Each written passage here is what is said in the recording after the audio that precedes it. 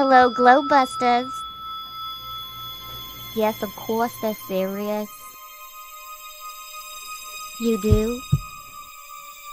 You have? No kidding. Uh-huh. Oh, they'll cure your globitis this week. Thank you. We got one!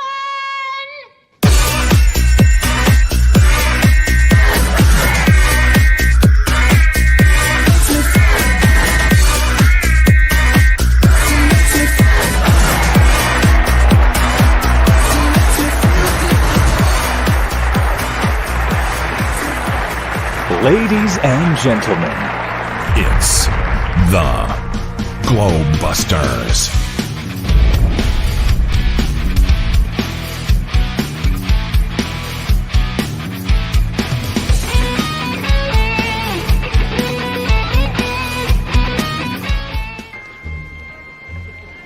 What are you supposed to be, some kind of a cosmonaut? No, we're exterminators. And now, here's your host.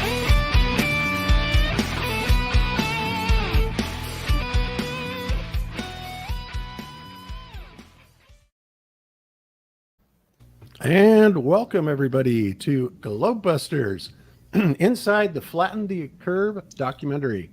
I'm your host, Bob, Xanadude60, and we are back with another show for you today on Sunday. And, you know, as I told you guys previously, we were going to go ahead and return doing the main show on Sundays and then doing the Rockfin show on Wednesdays, which will be the Wednesday evening show, and that will be probably called something like Globebusters Tech. And, you know, like I said, that's where we're going to look at the more technical side of Flat Earth. We will definitely be having people on as guests, like the people that we are having on today. Those people who are experts in their field and definitely carry a lot of weight because of their training and all the experience that they have. We love people like that. That was one of the best things that, you know, most people can do is have an expert series to come in and shed light on what they know, because it makes it pretty hard for the Globers to, you know, they're going to call everybody a liar anyway, but you know, there are other people out there that are going to say, you know what, this does make sense. And this, you know, when you have the credentials behind you, sometimes that's good for some people. And actually it's good for a lot of people, but other people, not so much. So we're trying to cover it all. And so that's what we're going to be doing on Wednesday nights. So let me go ahead and introduce the cast today. Jaron from Jaronism is not going to be with us today because he is off at a family to-do thing with his in-laws. So sorry about that, Jaron. I'm sure you'd rather be here.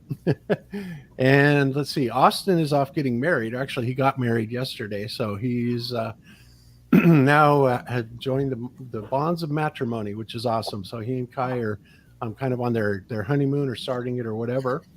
And John the Morgul is not here either, but we have a whole other panel for you today, in addition to our guests from the movie.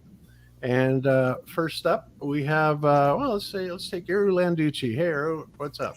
Hello, Bob. Hello, everyone. Waiting for learning something new. It's going to be a really exciting show. I think this topic is something that a lot of people, you know, love or really like technical stuff. I'm one of them. So, you know, having the privilege to talk directly with pilots and engineering and things like that for me is very exciting. So thank you for having me on. Awesome. We're glad you are here for sure. And we also have with us today one other Globebuster that hasn't been with us for a while, but he's been kind of doing the family thing, hanging out with them, and I certainly don't blame him for that. We have with us Ben, Taboo Conspiracy. How you doing today, Ben? Good. Thank you for having me again. It's always a pleasure. And yeah, I've been. I was just actually working on a video before I got on with you about the shadows issue. I must have struck a nerve with the. I don't know if everyone's familiar with that upward globe shadow proof that I've been discussing lately, but it struck a nerve with some of the propagandists out there, and so there's some anti videos against me. So I have to address them and then address this new information from the architect, and I think it should be good, at least get the debate rolling. So I'm excited for that. Should have that done right after Globebusters today. So, but thank you for having me on the show. Awesome, Ben. Well, from what I saw, it looked it made a lot of sense. It made perfect sense. And we could even play that video for the panel here at some point during the show and see what they think. But to me, it made perfect sense.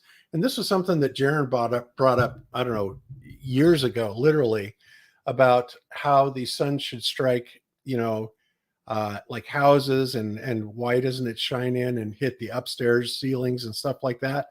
And the animation, I think, shows that, pretty clearly how that should actually work. So I don't see a problem. What were some of the problems that they spotted with that, or were they just being vicious? Well, Simon Dan, of course, is just a moron, and he just comes out and just, slaps his head and calls it nighttime and misses the entire point. But Wolfie, he supposedly filmed the upward shadow from his cockpit. I actually think he is just using the refraction from the window to do that. But more importantly, he forgets the fact that if he's filming an upward shadow, he missed the upward bulge shadow. That would be the definitive proof either way. But that's kind of what I'm talking about anyway in the video that's coming up. Okay. Very interesting. All righty then. Okay, so let's move on then to let's see, got you. Well, I got a little disorganized here. I'm getting my stuff together, guys. Don't mind me. So we got Iro, we got Taboo, and we got me, and that's cool. All right, so and we also have with us deep inside the rabbit hole, David. How you doing today, David? Hey, doing good, Bob. Thanks for having me. And Ben's work for everyone here knows Ben's work, but you didn't know there's a button on the app now under the web button. Scroll down, and there's a experiments, and it's all Taboo Ben's work. So a lot of people ask for his stuff, so I put it all together, and it's a direct link, so you have it on the app. And I'm adding a whole bunch of new features to the app, but one of them I'm adding is a new page. We have the frequently asked questions, we have the more resources. We're going to have a homeschooling page where it's going to be all information with homeschool. And one of the top things on that page is going to be I'm working with Alex, Conspiracy Music Guru, and we're turning his songs into children's books. And wow. It looks amazing already. So the kids can read with their parents, and then they listen to the song a bunch of times, and they can read again. The song's in their head. It's going to teach kids how to read. All basically the artwork, and we're just cartooning screenshots of him, for each page. It's looking fantastic. And the first one out is going to be Gravity, and it's going to be amazing. So awesome. That's cool. Cammy's also working with somebody that is doing children's books, and that's pretty neat. And they'll be starting, a new series here on Wednesday nights, but they're definitely working on some children's material. And I think that's great. Got to get them started in it young, right? Anybody that has, children's material related to Flat Earth and, our world that would like a link on that homeschooling page, happy to put it in there. No charge for anybody. It's just going to be a resource, because I get emails all the time. People saying I'm homeschooling my kids, or I'm going through the Globe lessons now. I don't know what to do. I don't know what to teach them. And, my suggestion is teach them both and then ask them to make up their own minds. And, kids aren't dumb. They'll figure it out. Yeah. Excellent. Yeah. All right. Beautiful. All right, guys. So today, I'm sure that a lot of you have probably already seen the Flatten the Curve documentary. I think it was released, I don't know, 3 weeks, maybe a month ago. It's been a few weeks anyway since it was released. I also released it at noon today on our channel on Globebusters, and it's up I think a couple thousand views already. So that's cool, and a very, very favorable response. And this is one of those things that I think is really cool. People making these documentary type films, and keeping it more in the control of the flat earthers, so that the things that happen to Jaron and I don't happen, as far as misinterpreting or purposely trying to obfuscate, what we said. So that's always a good thing. But you know what? Lessons learned. It still brought a lot of people to Flat Earth. But I think that this is a good documentary. And I think that we're, starting to have quite a good collection of documentary creators, and I'm all for it. These are really, really good, have a nice professional feel to them. There are some edges that are a little bit rough, but overall it's pretty good, especially for a first attempt on this. And I think it's good. So the creator of this video is a gentleman by the name of Vikka. Is it Draziv? Did I pronounce it right? Yes, Bob. A big hello to you and everyone on the panel and to all the viewers. It's a great pleasure to be here with you guys, man. Really appreciate the invite, Bob. Oh, you're certainly welcome. We're thrilled to have you here. And, Dave really liked it. Dave was passing it all around your documentary when it first was released. And I was amazed. It was really going through all the chat groups. It was just kind of everywhere. And so I'm really thrilled that it's doing well. And I guess there are some platforms that it's over 1 million hits. Is that right? Right, on Real Truth Seekers. Really, thank you, David, for all the promotion, man. That's really awesome. It helps everybody for the truth and the RTS, right, Bob? I'm a part of the team. It's an independent site, like totally uncensored, shadow banned, because YouTube depends on the material they shadow ban you. So it's like a one place for all the conspiracy together, a real exposure, so it's easy to just link your videos. You can make a channel.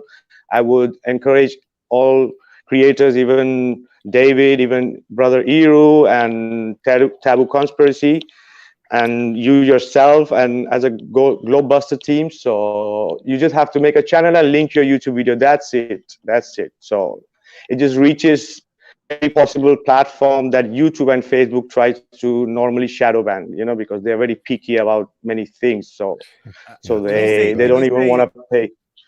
When you say link your YouTube, does it mirror all your videos automatically? You just upload it to YouTube and then it ends up on your site also, like Odyssey does? Right. Fantastic. I'm in. Yeah, that's beautiful. Awesome. That's great. Yeah, I've left you a link in the chat. So already a few thousand people will be watching this show right now on RTS. So. Oh, that's nice. Excellent. Okay. Well, I'm glad to hear that. Get Globebusters out there because, it's funny. It's been, I've been in Flat Earth for 7 years now, right? Jaron and I started together 7 years ago. And, we went to Globebusters. I've been to all the conferences and all this stuff. And it's amazing how many people there really are in Flat Earth. I mean, I didn't know and had never heard of any of you before this documentary, and just like I'm thinking, how in the world could I have been so isolated, really? But, I suppose it's probably kind of naive of me to think that I know all the millions and millions of flat earthers out there, but, you just kind of feel like you do sometimes, but we are more of a Facebook community. That's why. So we got together through Facebook, our groups. You're part of our two of the groups, World Flat Earth Association and Fern. Yes. So that's how we got the whole team, the production, the participants. It was one place, everything there. With time, everything got together there. And that's why we have Flatten the Curve. Yep. Yeah. Facebook is actually good for some things, I suppose. But, when YouTube started its ridiculous censorship on everything. And that's one of the reasons why we went to a Rockfin. We're actually broadcasting on 3 platforms today. We are broadcasting on YouTube, Rockfin, and DLive. So, get some more people out there on that. But YouTube, if they're going to continue with what they're doing, and I have every reason to believe that they will, because, they're part of the elitists that are trying to shut this down and are trying to propagate, this lie, the lie about flat Earth, not being true, and all kinds of other truths, not the least of which of what's going on within the world today, right? And all the, VAXX type stuff. But yeah, they're just ridiculous. So, okay, Vikka, well, let me go ahead and move on to another gentleman that is on your panel. We have Mark Hollander, and Mark is an author. And Mark, could you tell our audience a little bit more about yourself? Oops, and you are muted, Mark. Can you hear me? Yeah, now I hear you. Okay. I apologize for that. I wasn't going to get out the dog barking in my backyard. So anyway, Bob, you and I previously met, I think one time. I went to one of those conferences back in 2018 with Shelley Lewis, and we at the Denver conference in 2000. I think it was 2018. Yep. And we Shelly was actually a host with us on Ferret Radio Live, which is a YouTube channel, and my show is called Hoodwinked into the Age of Insanity. And we just kind of happenstance as far as what we, like people like Rob Taylor. It's such a blessing to have all of these ex-military experts who've actually created and helped run navigational equipment like radar, sonar, gyroscopes, periscopes, and but these tools in this movie, Flatten the Curve, has never been quite explained like this before. These guys are in high military positions, and so I was really blessed to be part of this Flatten the Curve documentary, and I was one of the 3 authors. And my book was actually released in May of 2018. And no, I don't like the cover to the book, like a flying disc going through space. And if I could recreate it today, obviously I would change the cover. And I've kind of been throwing it around to do so, but it's not really that important to me, more so than what the message represents, in my book. Yeah. Okay.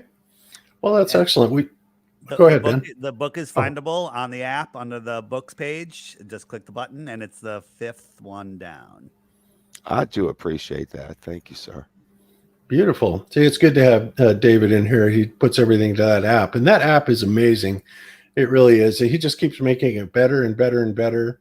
And I know that people give you a hard time about the app, David, but it is one of the most powerful tools that we have in the Flat Earth community.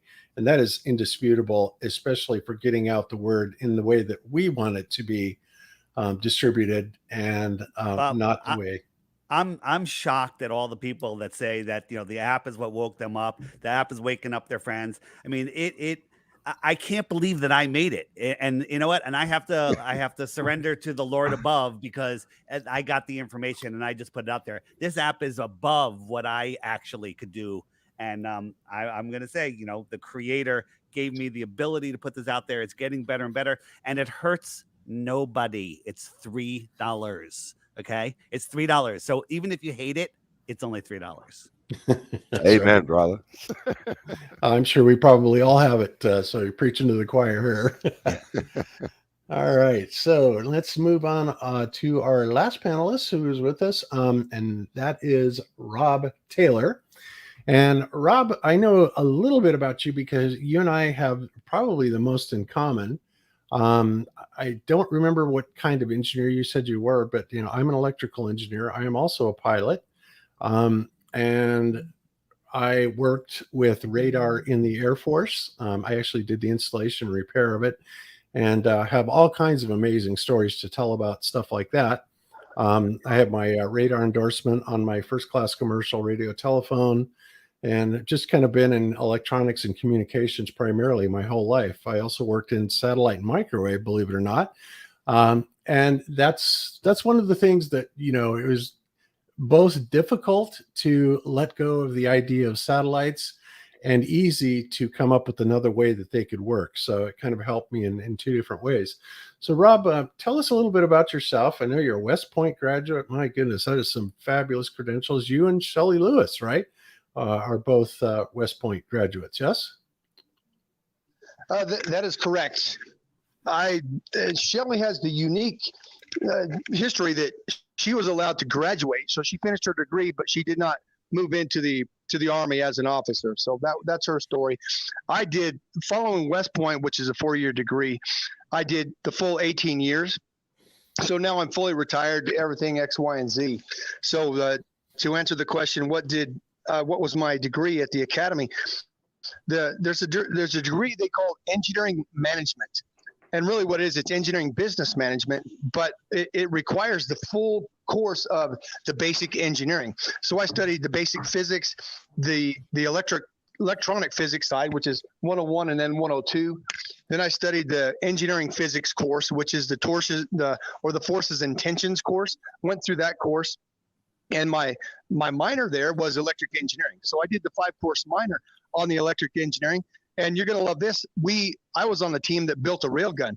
Literally, I built a railgun at the academy, and I fired it one time. Started a fire in the background, in the cushion that we fired it into. Interesting how that works out. So I've got that experience, and then I did go through Army flight school, which is that was more or less that was like an associate's course in aviation, all about aeronautical physics and the engine and how the turbine engine works, etc. That was literally going from West Point to an associate degree in aviation turbine mechanics and aeronautical physics. So there's 4 different physics courses that I've gone through. So that's a pretty good look at physics and all the chemistry that goes along with basic engineering, as you understand. So when here's my history. When my colleague told me, Rob, I obviously we all laugh at the flat Earth concept, and my buddy John, he's in Houston. He told me that, Rob, that's okay. You don't have to look at flat Earth, but until you do, you will remain a slave to the matrix. And so I want to point this out. By then, as I point out in the documentary, by then I had already seen all the corruption that is, and I mean at the higher levels, that we know exist. For example, I was working for Army, and then the second half of my career, the Army attached me over to Department of State to work at embassies in the sub-Saharan Africa region. So I was fully certified. Literally, I was fully certified as an Army attaché to the Department of State for the Africa region. I was an embassy officer for the Africa region, and that's when Benghazi happened. And I thought, hold a sec, I know too much. I know how this works. That should never have happened. When the Secretary of State said, what does it matter anyway? Well, she was functionally my boss. So I looked at that and I said, you know what? I don't work for that anymore. So here I am back on the city streets, OCS. I'm back at OCS on the city streets, right? So here I am. But then I found the flat Earth. Literally the month before my final month of the Army is when I found flat Earth. And and literally when I started looking at it, it only took me 3 minutes as an engineer, as a physicist, as a guy with his mind wide open. Literally 3 minutes of research later, I was convinced, and that was it. There was no going back. How far does that railgun shoot? How far does the railgun shoot? I'll tell you, it depends on the power behind it. It depends on the capacitor. The bigger the power base, the further it can reach out. And those things do fire line of sight. Literally, they'll go for miles, like 100 miles. I saw on one documentary. 100 miles. That's right. The nozzle isn't it's far beyond any curve. The nozzle isn't slightly curved downwards to compensate for the curvature. Exactly not. There is there's no curvature whatsoever. They put their crosshair on whatever they want to hit, and it reaches out there nearly instantaneously. The railgun is the fastest firing projectile that exists. There's no gunpowder mix that could match it, as we know. Yeah, it fires the speed of the projectile is something like Mach 4.7 or something like that when it comes out at the end of that thing. And it has around 100 to 115 mile range, because I actually did a show on it a couple years back, and that is absolutely amazing. And you know, they don't talk about, you know, how it targets, but obviously the only thing that you ever have to take into consideration as far as curvature would be how much the projectile itself drops, you know, as it's being, you know, lobbed out. So you'd be lobbing and hitting targets. But as far as following curvature, obviously that's never going to happen. And they only fire at what they can see. Right. And that goes Mach 4.5 or whatever it goes. And it's pretty streamlined, you would say. You know, if it was blunt, it wouldn't work. But then we have the garbage can that we call the space shuttle that goes Mach 25. Right. Okay. I mean, exactly. It's absolute. I mean, the railgun itself proves the Earth is flat, and then the space shuttle proves that NASA's fake. Game over. There's no other argument. Game over. Absolutely. And Dave, I want to thank you for bringing up the homeschool. I did homeschool my two daughters. Homeschool is number one. I know a lot of homeschoolers where I live here in the Salt Lake City area. There are massive homeschool networks. And I want to let you know, I don't know if you know this, but Eric Dubé, he created a Flat Earth children's book. So you can look that up. It's actually in the app. It's in the app. All right, you've already got it. Okay, good. Yeah, that's fabulous. Anybody that has homeschooling resources, send them over to me, info at the Flat Earth Podcast, and I'm going to build this page. It's going to be up on the next update within a couple of weeks. I love what you're doing with Alex, the Flat Earth, our conspiracy music guru. His material is excellent. That's fabulous. Wait until you see this book. We're arguing. We're not arguing. We're just going back and forth. Should we use this? We use this filter. We should use that. It looks amazing. No matter which one we pick, it's going to be the best teaching tool for not only to teach the truth to kids, but it's going to teach them how to read faster because they're going to have the song in their head. They're going to be looking at the words and they're going to learn how to read. It's already trending on the New York Times bestseller list in my head. Oh yeah, there you go. Hey, by the way, I was talking with a Chinese woman last night. Just happened to be talking with a Chinese woman. There's my 3-year-old boy, and I was showing her the glass water in a cup on the table. I said, "Is that water moving?" And I kept asking her, "Is the water moving?" "It's not, is it?" And my boy kept saying, "No, it's not moving. It's not moving." So I'm starting my boy off at 3 years old. Exactly what you're saying. Perfect. Yeah, exactly. That's smart.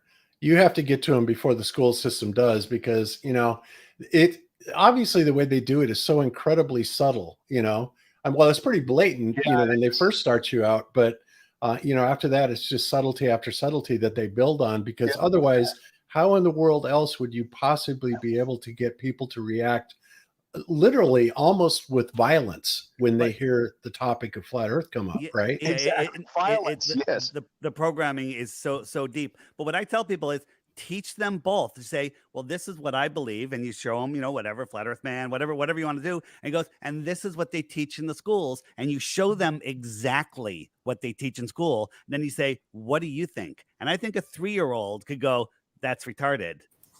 I agree totally, Absolutely. David. We do that with our children, just so you know. Right. And Ben has like 14 children, so listen to him. Yeah, homeschooler of 5 children. So we always leave it up to them to figure it out. I don't care what they believe, as long as they do it, with logic, with reason, follow the evidence, that kind of thing. That's what's important to me. Yeah, I totally agree, Ben. And I think that's a great thing that you're in a position to be able to do that. Of course, my 3 kids are pretty much grown up now. Jaron, my youngest, is 18, and he's going to be working. Well, he has actually been working for Epic Games for the last few years, but he's going to be doing an internship there and working full time here very shortly, which is awesome. So it's kind of a dream job for an 18-year-old. He gets to work for the prestige gaming company, and what he does is he hacks stuff. He's a hacker, so he looks for security breaches, and it's kind of cool. He's in hog heaven. All right. So anyway, I want to second, if you don't mind, let me second that. As Ben was saying, and so was Dave, it's absolutely clear when we show people both sides of it. The globe fails on any analysis. It doesn't matter how shallow or how deep we go. Every aspect of the globe will fail once we look at it. Once we analyze it with common sense, the globe fails. Water doesn't move in a cup. There's no curve on the top of water. The horizon doesn't curve. It's obvious when we point out the topic, when we point out the subject, anybody can see it. A 3-year-old can see it. And for people out there that are like, I'm afraid to go up against anybody, family, friends, strangers, whatever. And I'm like, why would you be afraid? The stack, it's so unfair, the advantage that we have, because there's not a single thing. The globe is just an embarrassment on every level, and the flat earth is just common sense and right in front of your face. So anybody that has any knowledge about this, just a minimal, a medium amount of knowledge, you will win every time. Yeah. Unless, of course, you're going up against Fight the Fat Shirt and and those idiots. But I say don't even talk to those guys. Right. Well, that's because they will come up and say, well, science says, whatever. And they can sit there and quote what science says all day long and, feel like they've won because, they're just parroting what science says, right? Never have they really considered what science says or what it's about or how it was derived or anything like that. Again, it's just like the rest of the world. We take it at face value and believe it. And until we have something come along like flat Earth or several other things that are just unbelievably obvious, like what's going on these days, people are just going to remain asleep and they're not going to wake up to this stuff. So in a way, I think this chaos is doing a lot of good for the sleeping. It's definitely waking a lot of people up. No doubt about that. Yeah. The simple, to put it in simple layman's terms, if water doesn't bend and 70% of the Earth's surface is water, this fact by definition makes the Earth flat. Remember, not a single time has curvature ever been measured over large bodies of standing water. If you put it in a simple concept, usually the simplest concepts are the most effective ones, and it's usually closer to what the truth is. Absolutely. One more thing. The globers like to throw the word out science a lot, but there is zero science that they do, because, for example, one of the comments was, "Hey guys, instead of making documentary, why don't you show us the edge of Antarctica?" Yeah, they want to divert people to Antarctica, to the moon, to the Mars, but they don't want to face the real science, what we are showing them. So it's just. Yeah, 100%. And there's different types of information that'll wake up different people. And one of the minor holes that we had was people like, where are the professionals? Where is all the military in on it? Are all the pilots in on it? And this documentary, whatever you want to call it, fills that gap. I've had friends that literally would not listen to anything. I got them to watch this, and then they're calling me up like, what the hell's going on? And now the bug is in their head. So before we just had, I would always refer people just to Mark Sargent interviewed some Navy guys and stuff. And those are great interviews, but this is in a nice package. It's visually, entertaining. It's not too long. And I don't know, it's really filling a hole. And it's, I have, I call it my Flat Earth crash course, which is on my website, flatearthdave.com. And it's also in the app under the Flat Earth movies. I have a series of, 10 movies. I have yours in the #1 spot, because start with that and then you're hooked. No, I really appreciate that. I just want to add that I think it's fantastic, because I love these subject matter series, and I've always been now trying to promote more professionals and things, as with like the F-16 pilot, things like that. These are people that should deal with the alleged curvature of the Earth on a daily basis. And when I was first investigating flat Earth, I thought that there would be these people that they deal with it on a daily basis. They'd always have to account for curvature, always have to account for the Earth's spin, things like that. Nobody does. No professional actually accounts for any of that. And that's enough evidence to end the debate right there. Because if it were real, if the globe was real, if it was spinning 1,000 miles per hour, the professionals out there in the military, all surveyors, radar operators, pilots, helicopter pilots, everybody would have to account for it, would have to adjust for it, have to plan for it. It never happens. That proves the Earth is flat and it's stationary. Justin Harvey, one of the great truth seeker, he's out there doing the arm stuff, all the stuff that we can't talk about here. Great flat earther, and he's confronted astronauts and embarrassed them with bubbles in space. He recently was on a flight, and he went to the pilots afterwards and asked them, do they adjust for curvature? You should hear the excuses that these pilots make. They're just making up stuff. And he goes, well, wait, you're saying this? So you do adjust for it or you don't? And literally he had these pilots just mumbling. They're like, no, we don't. And they didn't. You could tell that they never, ever thought about it. So amazing. It's just every day I'm blown away. They don't want to lose their jobs, They don't want to lose their jobs. So for sure, there are people like Rob and many other people, and we even have for Flatten the Curve too. We have lots of people. We are just scratching the surface with this documentary. Actually, Flatten the Curve is only a trailer. So yeah.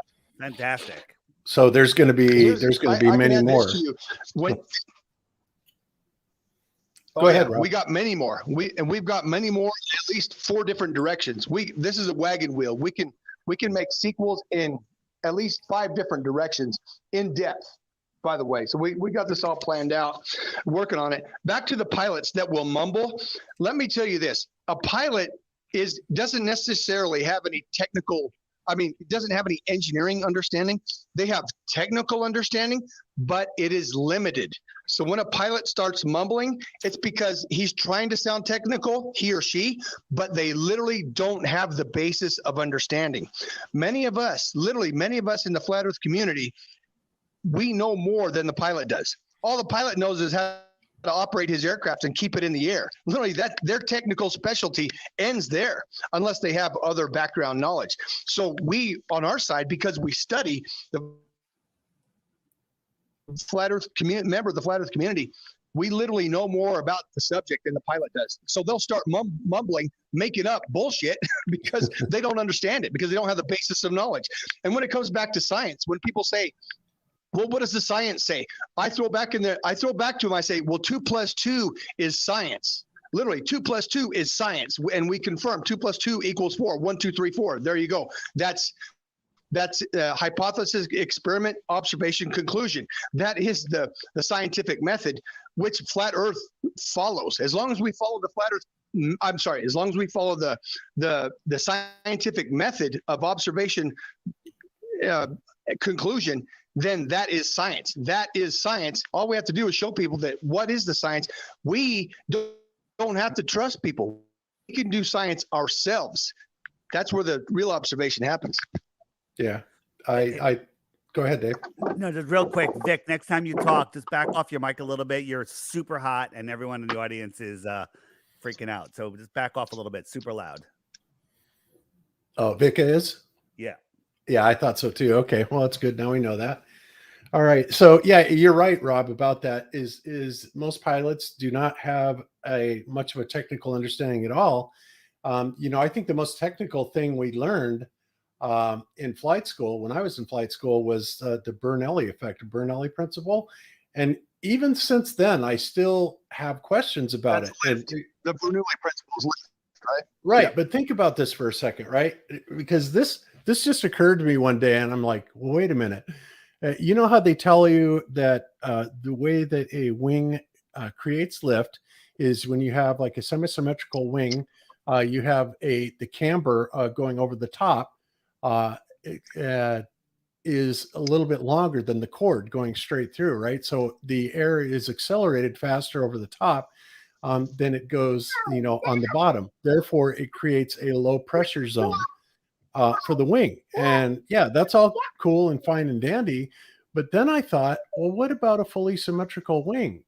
How does Bernoulli principle work on a fully symmetrical wing when you do not have a disequilibrium of pressure going on each side? It's just pure displacement. Any thoughts on that? Here's the answer. On a fully symmetrical wing, there's lift upwards and downwards. So there's literally, it cancels each other out. There's nothing. So in order for that wing to produce lift, it has to have the angle of attack. And right. in that case, it's got to be the angle of attack that will create the lift. And it does work in certain situations. You're right about that. Not every situation, it's not universal, but there are certain wing applications that it does work. Voila. Yeah. And there's the technical understanding. Yeah, and that makes sense. So again, really what it comes down to is just, the wind displacement. It's displacing it. It's kind of, it's like when you stick your hand out, it's literally blowing it up and down. It's not that it's creating any low pressure. And I'm not saying that the wings don't ever do that. Obviously they do, and the Bernoulli principle makes sense. But when they kind of plastered that as a one-stop shop reason for why wings lift, that just, kind of caused a short circuit when I started thinking about that. But and you're right. Well said. It literally is the displacement of the air over the wing, as the air over the rounded edge of the wing, as it travels upward, it's going so fast. It literally sucks. It literally sucks there's a vacuum and it pulls the wing upwards. That's what the lift is. It comes from displacement of that air. Well said. Yep. Excellent. Oh, and that's aerodynamics.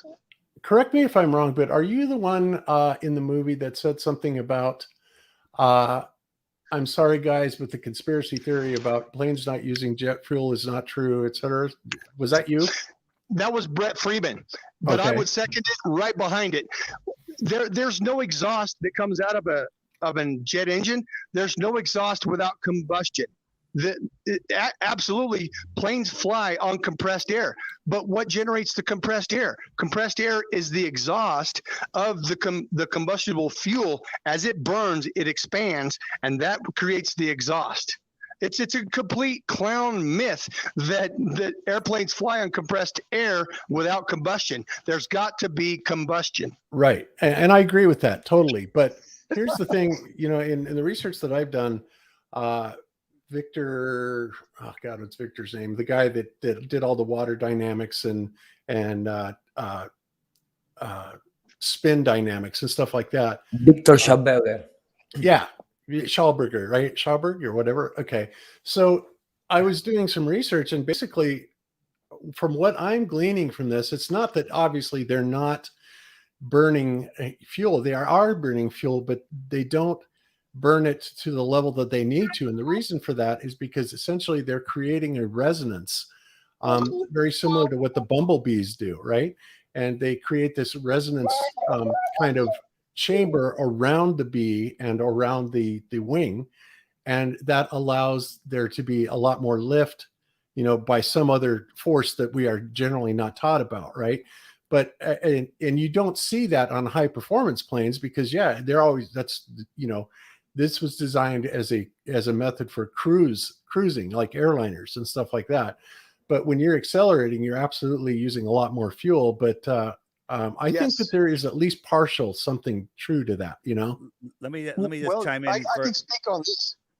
Go ahead, you first. Go ahead, and then I'll speak. Okay. So there is a differential. Are you going? Go ahead, please. Then I'll speak. All right, I'll go real talk. quick. Sorry.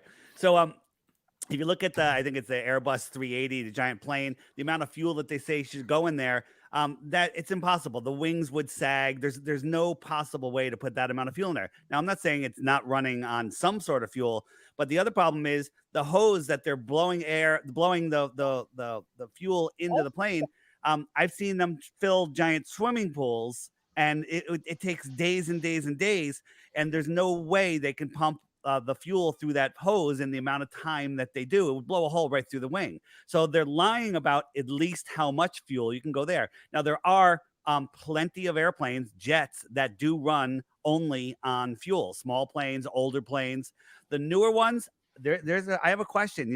When I go on a plane, I close my eyes, I clear my head, I listen to the engines. They sound like electric engines. I don't hear any internal combustion. I don't see any fuel spills on the runway. I don't smell any fuel. I'm in an outdoor airport in Costa Rica. I watch my plane land from New York. Nothing fuels up. We get in it and it takes off and it flies back to New York. I don't smell fuel. I don't see fuel. I don't see a fuel truck. I don't see anything. So there's something to it. Don't know what it is yet, but they're lying minimum about how much fuel they use. Yeah, I agree. Good point. I just want to bring up this point here, and this is elementary. When the aircraft is taking off from 0 to cruise speed, from 0 to takeoff and ascending up to altitude at 33,000 feet, where they like to fly 33,000. All right, we got that. There's the 33 or 35, whatever it is, their cruising altitude. That's a massive amount of fuel, and it burns more fuel. We can imagine this. It burns more fuel when it takes off and ascent to altitude than when it levels off. The level off check is when they're burning a lot less fuel when they're leveling off. Okay, so when they take off, they burn a lot of fuel to get the aircraft in the air. But then when they're cruising, they really restrict that or reduce that burn rate as they're moving along. So, long story short, there's a huge dynamic between the 2 points there, but we don't know. Down here on the ground, looking at the airlines, they're not telling us, and the people at that want to deceive, they will create all these myths to deceive everybody. So we don't have all the information, but at least we know this, that the aircraft burns a massive amount, disproportionately more when they take off, and disproportionately less when they're flying straight and level through the air. Any pilot knows that, Dave or Bob. You know that when we do our level off check, we're straight and level. We're on our cruise altitude. We're on our heading, and our fuel check is proper at that altitude, at that burn rate. So, as long as we know that, we don't. In other words, we don't know everything about the burn rate, but we know it does. We do have to have fuel to get the aircraft in the air. We know that. Yeah, absolutely. Absolutely. And we know that we need to look into this more. I do have a question for you. Yeah. Your experience is with military aircraft from aircraft carriers and aircraft bases, right? Mostly? Yes, sir. Absolutely. And now here's a point here. The F-15, the world's most widely used fighter aircraft, everybody knows and everybody complains that it has about a 2-hour on station period. Okay, it burns. I mean, it burns so much fuel that it can only stay on station. If you get one to work with you as a combat controller, you only get it for at the most 2 hours, because he's got to fly off and refuel, and you might get lucky if he comes back and to work with you some more.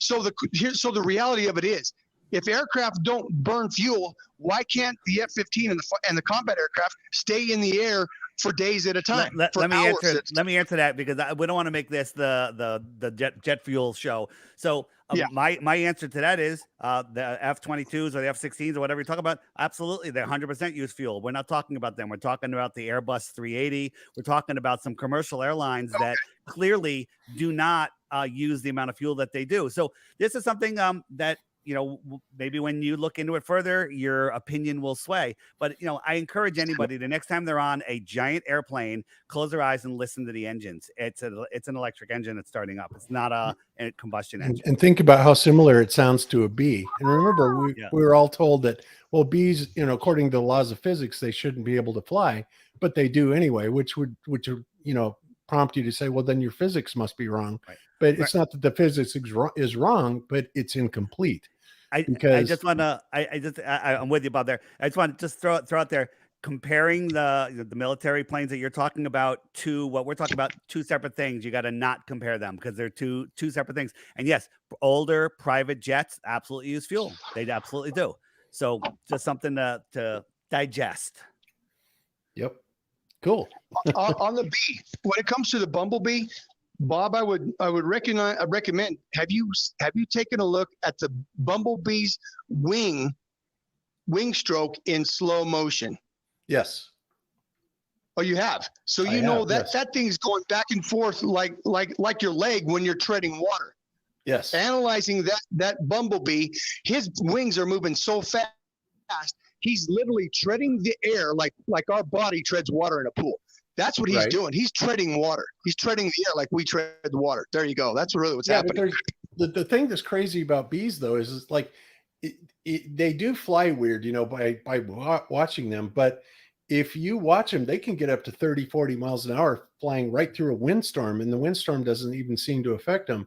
And Victor Schauberger knew this, right? He found this out about, you know, studying insects, the scarab beetle and stuff like that had this resonance, the sound resonance that they were developing around them kind of puts up a shield of sorts, maybe, or it makes it more stable or something like that. But the scarab beetle wings do the same thing. There's something on the bottle of scarab beetle wings that makes them highly repulsive to a lot of stuff. And again, you know, they always talked about, you know, just try and imitate nature and things like that. And I think that that's what they've done to a large degree with these big jet airliners and getting a far, far improved fuel economy, not running on compressed air entirely, but, you know, getting the improved fuel economy.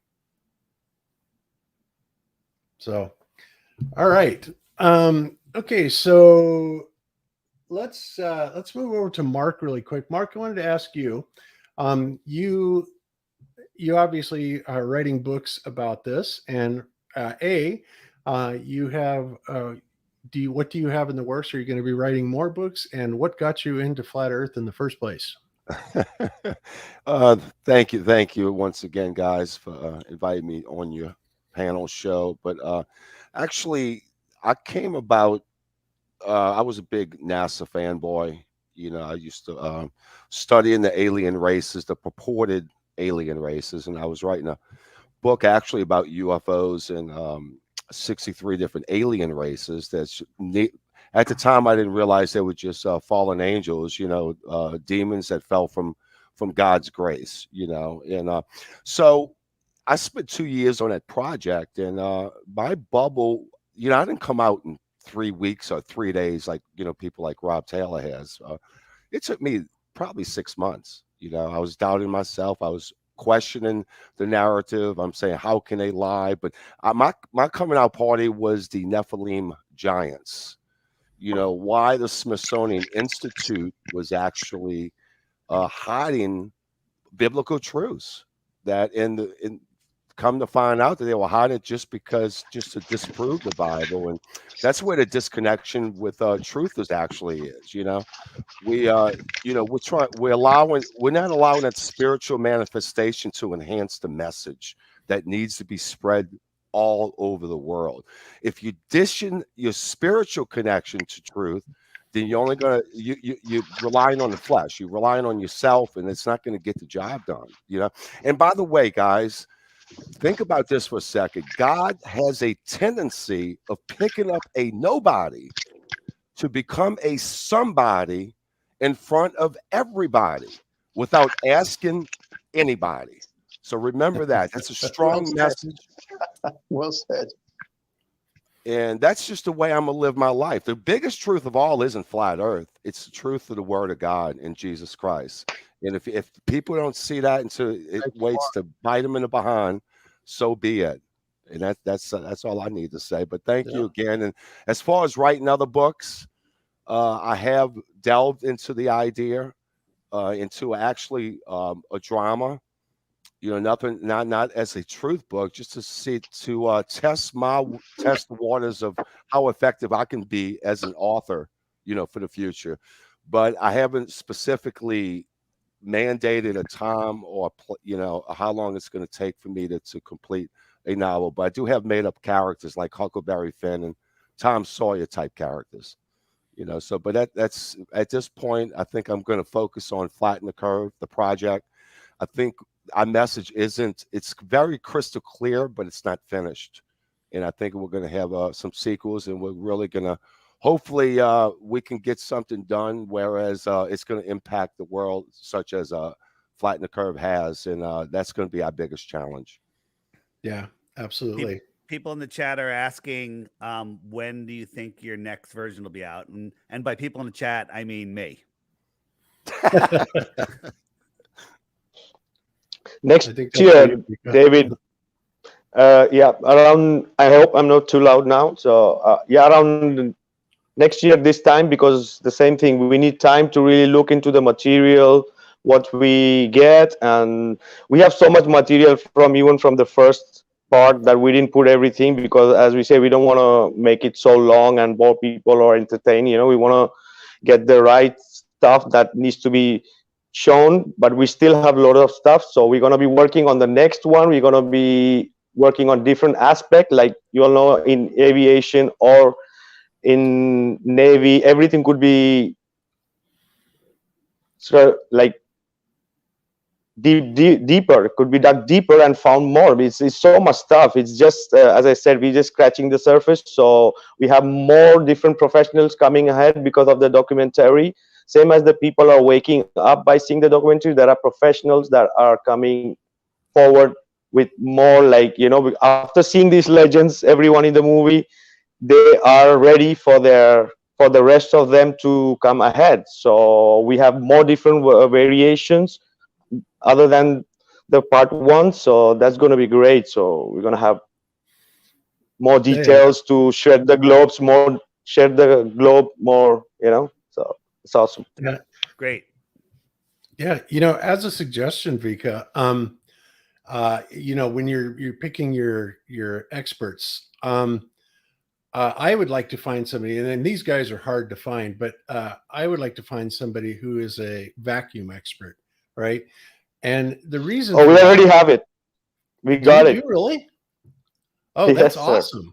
Tell me about him. Is that one of the people that was already in there? Or? No, it's gonna as a new person. We are working on what else we could add, the vacuum and all the. All I could say is that is into nuclear engineering. Oh, that's awesome. That is absolutely awesome because these people are not easy to find. There's a lot of very specific industry that uses them, but they either have security clearances or something, right? They're really really difficult to find. And one of the things that I would really like for people to understand is that when you are dealing with the vacuum of space, the alleged 10 to the negative 17 torr, as compared to a 760 torr or 1 atmosphere or 14.7 psi, whatever, that it is not a linear scale. It's more akin to a logarithmic.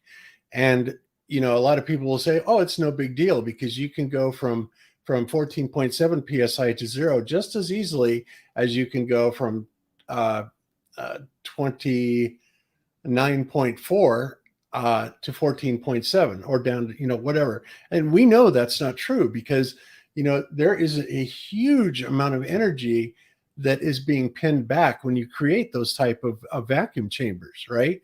And when you tell people that no, this is actually a logarithmic type of scale, it kind of just blows right over their head, and this is something I really feel needs to be gone over in detail. I've covered it several times, but I don't think I do it justice, to be honest with you. Yeah, and even the blood, like the blood boiling and the combustion in the space. So there's many aspects this person can cover really. And right, that's for the another next thing. one. There was supposedly a pinhole sized hole in the space station. They put their finger over it. That is absurd. That type of pressure differential would have ripped that hole into a large hole and blown everything right out of it. To say that they could get away with sticking their fingers over it was the most egregious lie I have ever heard in my life. But when you tell people and say, hey, it's only 14.7 psi, what's the big deal? And looking at it in one way, well, yeah, 14 psi, that's not much. But when you get down below 1 torr and you start going into the negative exponents, then we're talking about an exponential increase in energy that is required to create that vacuum.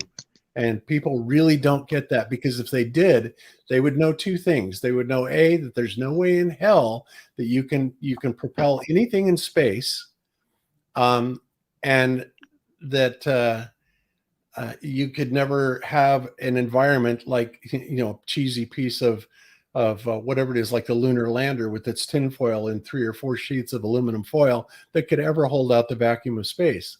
I mean, those are two of the most ridiculous things as flat earthers we understand, right? But we need to get that out there to more people. That's just the way I see it, Exactly. And imagine $1 billion submarine is been prepared to repair from inside, and we are having this crap flying above, and these people are always trying to repair something from outside. It need $1 billion to maintain. So this just should be eye opener for anybody. How many people it needs to operate the submarine, and these people are doing tricks up there, in their fake space. Yeah, exactly. Doesn't make sense. We had a Globebuster by the name of Curious Life of a Flat Earther, Kirk, who did a comparison between submarines and the ISS. And of course, the ISS is nothing more than a clown show, right? It's like, oh, it's so cool, we can do this. And like, oh, look how I can steer the ISS. And then, they're showing everybody being so completely serious in the submarine. Like, what happens if you have a leak, if you have a breach? Everybody knows every single, a procedure that you could be. Whereas you get Don Pettit, right? Well, what happens if you get a leak? Well, then I guess you get a leak. There might be some procedure. You might have to do this.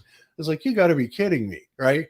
It's like if you got a leak, you better be scrambling for your life, because you're about to get blown out of that space station, and it's not that thick. And granted, I understand that it is designed to hold the pressure in like a big, huge air compressor, right? So it is constructed to be more sturdy than, like, for example, one of those train cars that they compress. But when you put into context, when you think about the Sandusky vacuum facility, right? NASA Sandusky facility, and I think it's 10 to the negative sixth is the best that it can do. And it has to have 8-foot thick steel and concrete walls, to keep it from drawing things through the concrete. Then how in the world do they get away with, making things like the lunar lander work, right? And that's just something that I think would be a fabulous thing to really put out there and hear from an expert at vacuum using all the correct terminology. And Bob, it would be great to hear from an expert, but you don't need an expert for that. I have a question for you guys I have a question for you guys. You guys are all story right there. Yeah. The vacuum is the end of the story. Period. Yeah. It's done. It doesn't exist. It's an absurdity. That's true. I think that Don Pettit himself proves that NASA's fake. In the military, when you're, to be an F-22 pilot, I'm sure there's a lot of applicants, and they only pick the brightest, the best, the smartest. And then, to go into NASA, there's thousands of applicants supposedly, and they pick Don Pettit right there. Game over. Okay. I mean, Don Pettit might be the only actor that actually thinks he went to space, because he might be completely mentally insane. Yep. R word. That's hilarious. What were you going to say, Rob? Oh, I'm sorry. That's all. I'm just laughing at what he's saying, because it's to use the expression, it's spot on. But it's all an absurdity. All these different factoids that we're bringing out, any of them individually is enough to shut down the entire globe system. But here we are with fact after fact after scientific fact, easily proven, conceptually simple, and it just shows the absurdity of the entire affair. The globe. Now I'm gonna throw this out. The globe itself is therefore, according to all of our analysis, simple analysis, as simple as the Pythagorean theorem, vacuum, the second law of thermodynamics. You cannot have a pressurized system next to a negative system, let alone a vacuum, without a barrier. Therefore, the globe itself is a mathematical, geometric, geophysical, and geospatial, and in all other respects, a scientific absurdity, and it is therefore a deliberate fallacy. Yep, you're definitely preaching to the choir here, but Yes, sir. we've discovered that sometimes you have to tell that same story in a plethora of different ways to reach all of the people. You might tell it one way, I might tell it another, David might tell it a third way, and then that person goes, oh wow, God, I get it now, David. Get his explanation. And that's what we need like a diversity of explanations, because you're right, we have all the proof. We have all the proof that the globe doesn't work. We can debunk it in a myriad of ways, and the few things that they do try to debunk us on is largely a huge misunderstanding or blatant lies on their part. So, for example, are you aware now that the Globers, the mainstream Glober debate trolls, if you ever listen to Nathan Oakley's show over there, they are now coming back and claiming that they never said there was anything as a geometric Earth curve, right? Geometric horizon due to Earth curve. They're actually saying that they never claimed that. And it's like, what? We've been arguing that for 3 years. What's that caused by? Well, it's blocked. And you see, the mass of the horizon should be here, right? So then when the black swan comes out and we can prove 50 ways from Sunday, that's okay. Well, mathematically, the geometric, globe horizon should be right here, and it's not. And in fact, it's 20, 30, 40, 50, 60 miles beyond that. How do you explain that? Well, we never said that. We never said there was one, right? Bob, there is physical Earth curve on the globe, but you just can never see it. Yeah. Well, in some places, I'm sure there is, but nothing to the degree that like they're making us believe. And even then, I think that, for example, and I was kind of bummed out that the guy that was working with the fiber optic gyro was not here, because you guys have this ANWSN 7 that you were talking about in the submarine. And so I looked it up and I was reading it. And it's funny that they should, have to mention that they try and utilize it in it's kind of like the flat stationary Earth model, as an ideal environment. That's all in here. But so, oh crap, I forgot what I was going to say. I hate it when that happens, don't you? Well, it'll come back to me in a second. But anyway, I was looking at the Schuler tuning on this, because I don't know if you know what Schuler tuning is. It's the supposed modifications that they make to the INS, to compensate for the curvature of the Earth, right? And it's very largely misunderstood. But when they talk about this in here, and God, I wish I could find that. You know what? I should probably just stop while I'm ahead, because I've got to find that first. But there's something really interesting in this document that I kind of wanted to talk to that guy about. Because it is a ring laser gyro. I was working with a fiber optic gyro, the Honeywell fiber optic gyro. And obviously the difference between the fiber optic gyro and the ring laser gyro that I was using, and like the Navy uses, is that the fiber optic gyro has a long wound up a coil of fiber optic cable in there that's actually shooting light through. And in doing so, it is creating its own inertial reference frame. Whereas the way that the ring laser gyro is operating with just, bouncing light off the turntables, essentially, and in a very small place, they actually do operate in a very different way. But so I definitely had some questions about that, and I'll think about it. I'm sorry that I'm having a brain cramp here. So anyway, so Vikka, when you're going to come up with some more, and you're talking about next week, or next year, that you will have something out. Can you give us kind of a preview? Do you have like an outline of where you want it to go yet? Or is it just going to be kind of more the same, more experts, or you're going to be doing it a different way, or how's that going to work?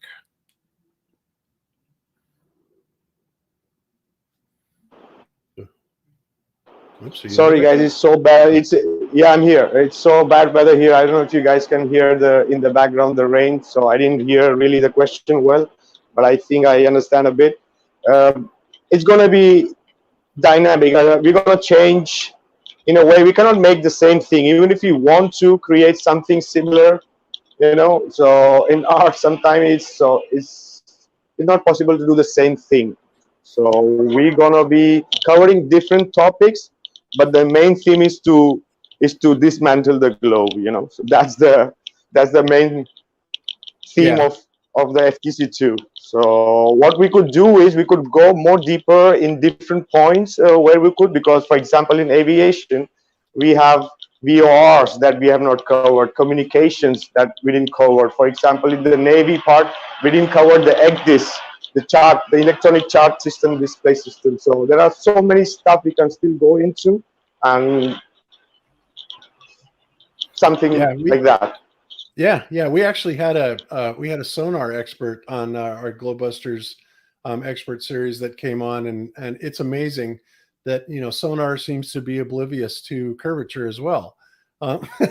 It's just amazing. Nothing seems to block this alleged curvature of the Earth that we supposedly have, right?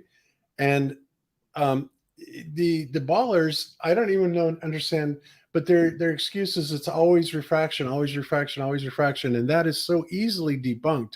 I mean, first of all, in any normal light situation, we never see light refract downwards at all.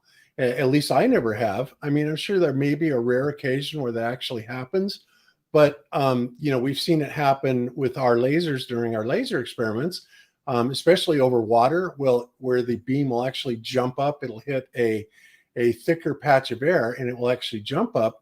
But they would have you believe that the Earth has this consistent downpour, a down drawing of light. That's why they put in a standard refraction variable, right, of 7.6R, which is nonsense, right? They're putting in a variable and calling it standard for something that doesn't even exist and rarely even occurs, right? And that's the absurdity. That's the scientific absurdity right there. Yeah. They're making something that the refraction is an anomaly, and they're making it consistent. That is absurd. Yes. Yeah, absolutely. they can't hold to anything physical. They want to go in something refraction or thing that you cannot really prove. You know, the physical curvature they cannot really prove. The laser that's pointing hundreds of miles in itself on the ship on a flat water, there no needs to be to prove anything. It's proving right there that there is no curvature. So even, for example, like we were discussing about the glide ratio of a plane during its descent.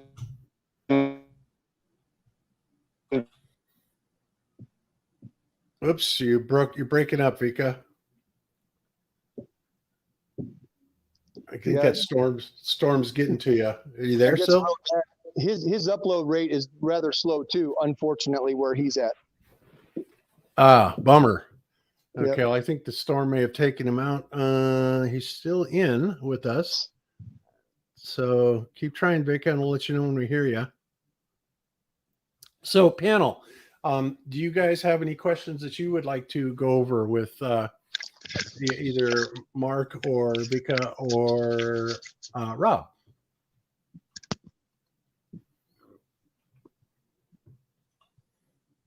Oh boy.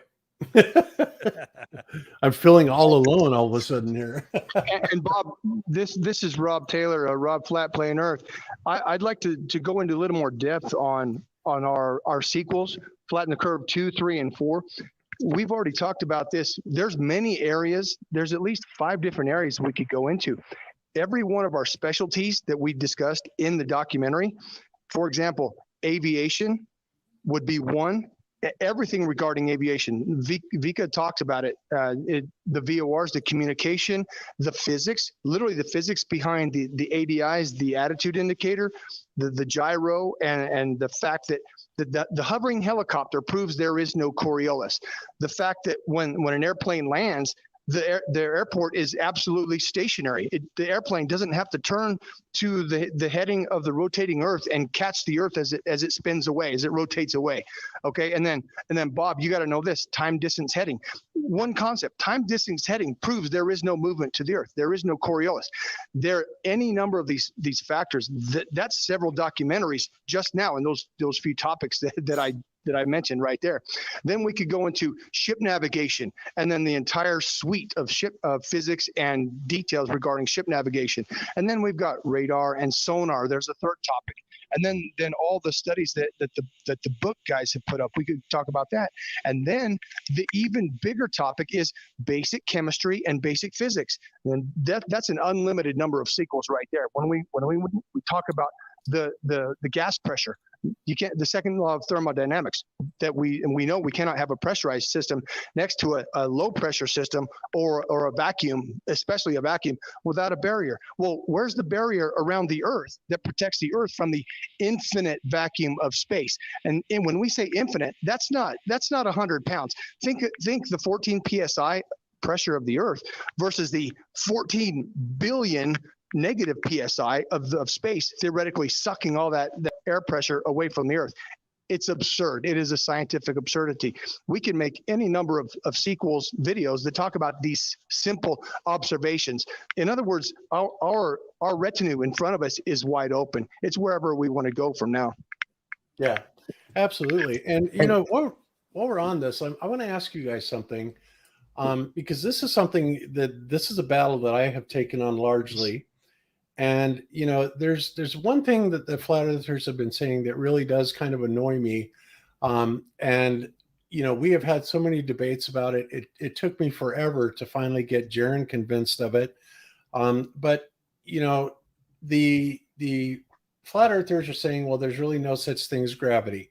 And, if you look at gravity as in terms of, well, it's basically just weight. and that's, gravitas actually just means weight, well, then obviously there is such a thing as weight. But the way that mainstream tells us gravity works is, well, if you look at Einstein, then it's a curvature of space-time that is causing things to, fall into this kind of distorted pocket of space.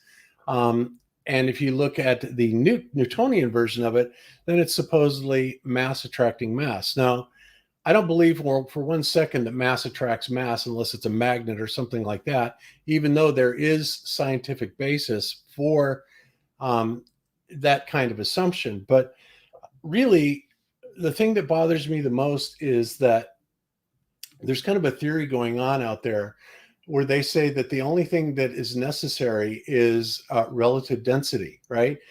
And everything that I've been, trying to get across to people is that you need more than that.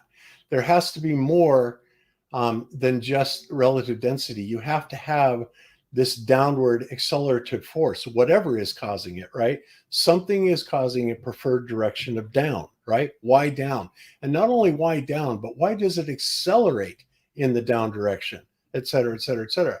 But unfortunately, as a result, a lot of flat earthers, will come up and just say point blank, well, there's no such thing as gravity, which is, it's so convoluted. Yeah, that's true in a way. It's definitely false in another way.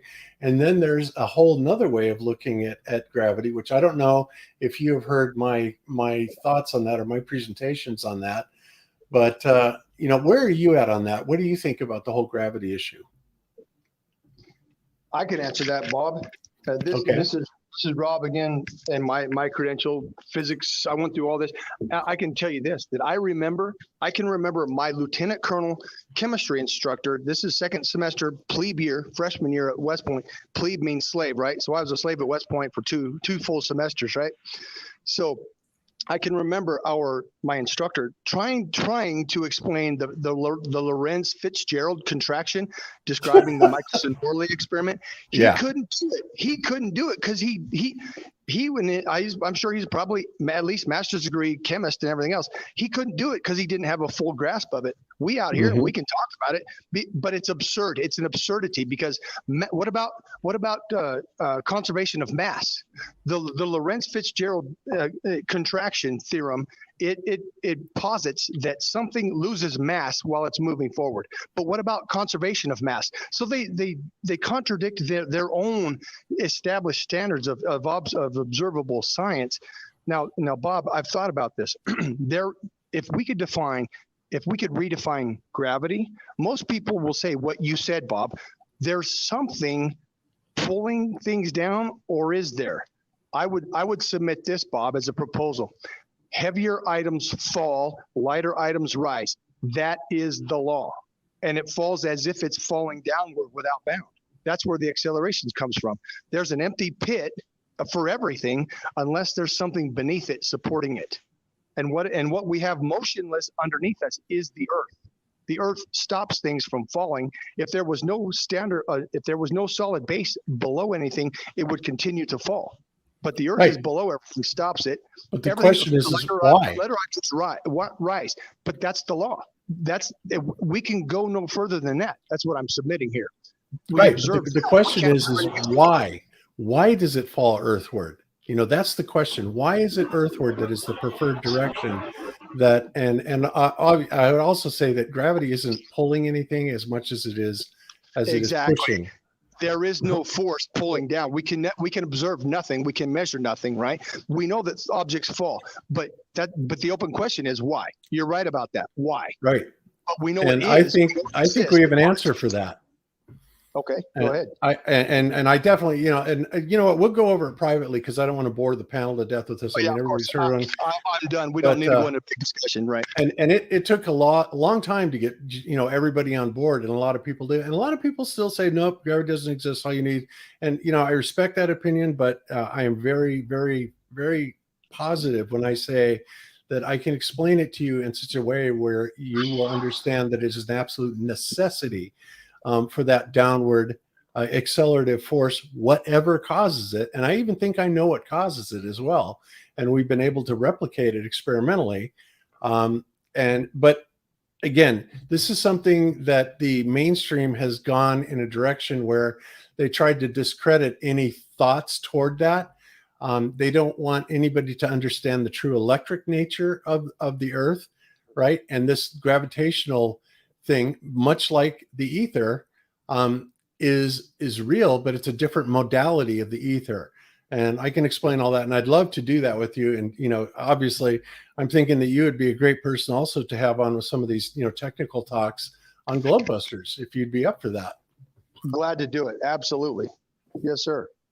Excellent. So yeah, I mean that, and I agree. I mean, we need to go in these directions. Believe me, it has not been a lot of fun going against, even flat earthers, because they get pissed off at you. I was like, no, Bob, you're trying to back up the whole movement. And I'm not saying all of them are doing that. I'm not even saying the majority. Actually, most people that I've been talking with, once they understand exactly what I'm saying, agree with me. But it takes a while to get there. But I think that with your training, you'll probably be able to understand it a lot easier. And oops, there you are. I just added you back in. So I accidentally knocked myself out. So that'll be cool. But yeah, so that's good. And I don't mind that you have a different viewpoint, but I am certainly going to try and change your mind on it, on as to what exactly is happening there, because there is a definite phenomenon that is real going on. I want to know what you've seen. All I'm going is the lowest common denominator that I can throw off the top of my head. If you've got more information, please let me know and I'll look at it. Absolutely. I most certainly do. Well, Ben, I'm gonna chime in on that, guys, if you don't mind. You got to remember this, going back to how heavily indoctrinated people are. As far as ether was driven out of the equations from the theory of relativity. Ether is a very, very mysterious force, as well as plasma. What is the moon made of? Obviously, it's not made of Swiss cheese. But the thing about it is, you must always, and Rob knows this, be willing to truly consider evidence that contradicts your beliefs and admit the possibility that you may be wrong. Intelligence isn't knowing everything; it's the ability to challenge everything that you know. Well said. Intellectual curiosity. Absolutely. Exactly. I agree. And I believe 100% without any doubt or reservation whatsoever that the ether is real. It can be proven. It can be measured. It can be predicted. And 1913, right? He proved it does exist. Yeah, Sagnac did. And the ring laser gyro and the fiber optic gyro both work off that Sagnac effect. If relativity was true, you wouldn't have a phase differential on those laser interferometers, right? So there is something that is setting the speed of light, and that is the medium that it's propagating through. And when I say propagating through, I don't mean that it's traveling through it. I mean it's being perturbated. Right. So think of it this way. The way the standard model of light is brought to us, they say, okay, you have a flashlight, right? And you turn on that flashlight and you're shining it around the room. That's cool. But then you have a fish tank in the room and you shine that flashlight through the fish tank, or let's use a laser light, a little more graphic. Okay. And immediately what happens is it slows down, according to the mainstream, it slows down the speed of light to about 0.6 C, right, as it goes through that water. And then when it leaves the tank, then it speeds back up again. Well, that breaks all kind of physics laws, right? Conservation of energy and momentum. But the biggest thing is that if it is going back up to the speed of light, then there has to be some other mechanism at work here. It's not slowing down and then violating laws of physics to be speeding up.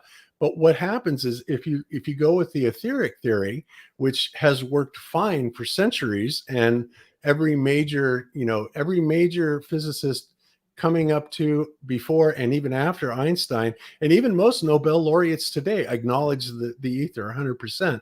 Will tell you that because it's a perturbation, because it's like you're stimulating something. It's like going through stimulating water to stimulating syrup, right? If you're going to, stick your finger in there, the syrup will go much, much slower because the medium is heavier.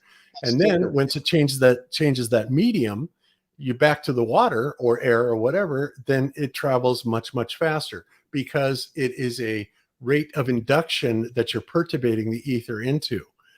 So, and this, like I said, science has gotten along well with that explanation for centuries until, the ridiculous Lorentz contraction that they came up with, only to discredit Michelson-Morley and Exactly. Michelson-Gale. Yeah. For the only reason to discredit Michelson-Morley. And then they threw out Albert Einstein.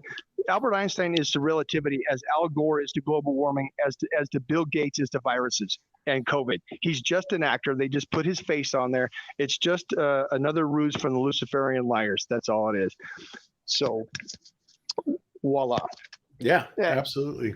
So, something that we'll definitely talk about, and I'll have you on a Globebusters Tech show on a Wednesday at some point if we want to do that, and then I'll go through it. We'll give you the whole slam dunk, and I have a feeling that you're going to kind of go, wow, I never really looked at it that way before, because it really is quite profound, and yet it isn't, because it's something that has been known by so many of the other major physicists, in our time. And hey guys, I wanted to chime in what Rob was suggesting, about the Einsteins and stuff.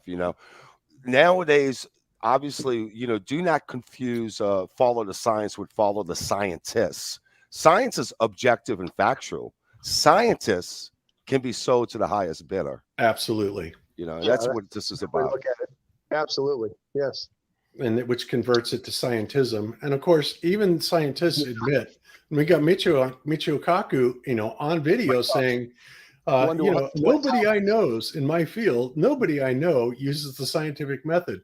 In our field, we just fly by the seat of our pants. It's like, what? Way to hang yourself, dude.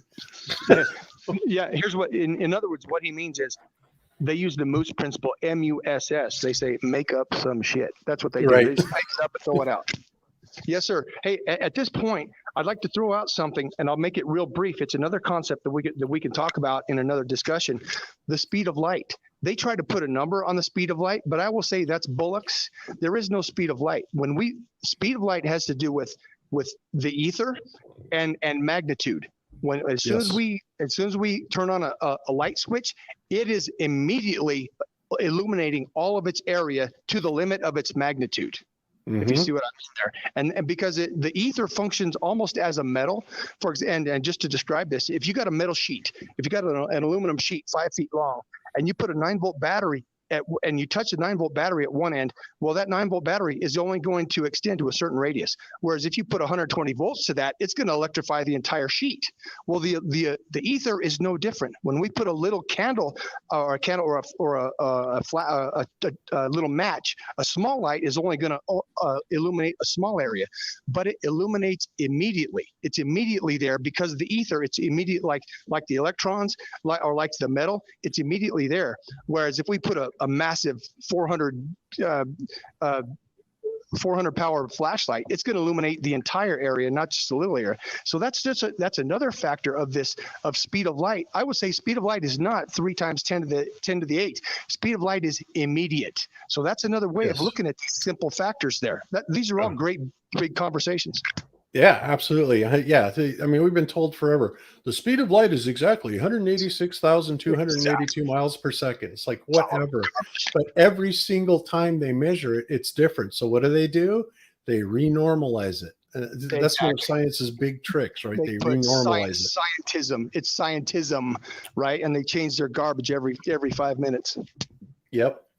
So, yeah, I mean, the ether theory really is the only way to go. And like I said, almost every single Nobel laureate today will tell you that the ether is there. Not only that, but the Air Force did a test in 1986, I believe, redid the Michelson-Morley and came to the conclusion that it was there. And even Einstein himself said that he could not imagine the universe working without the ether.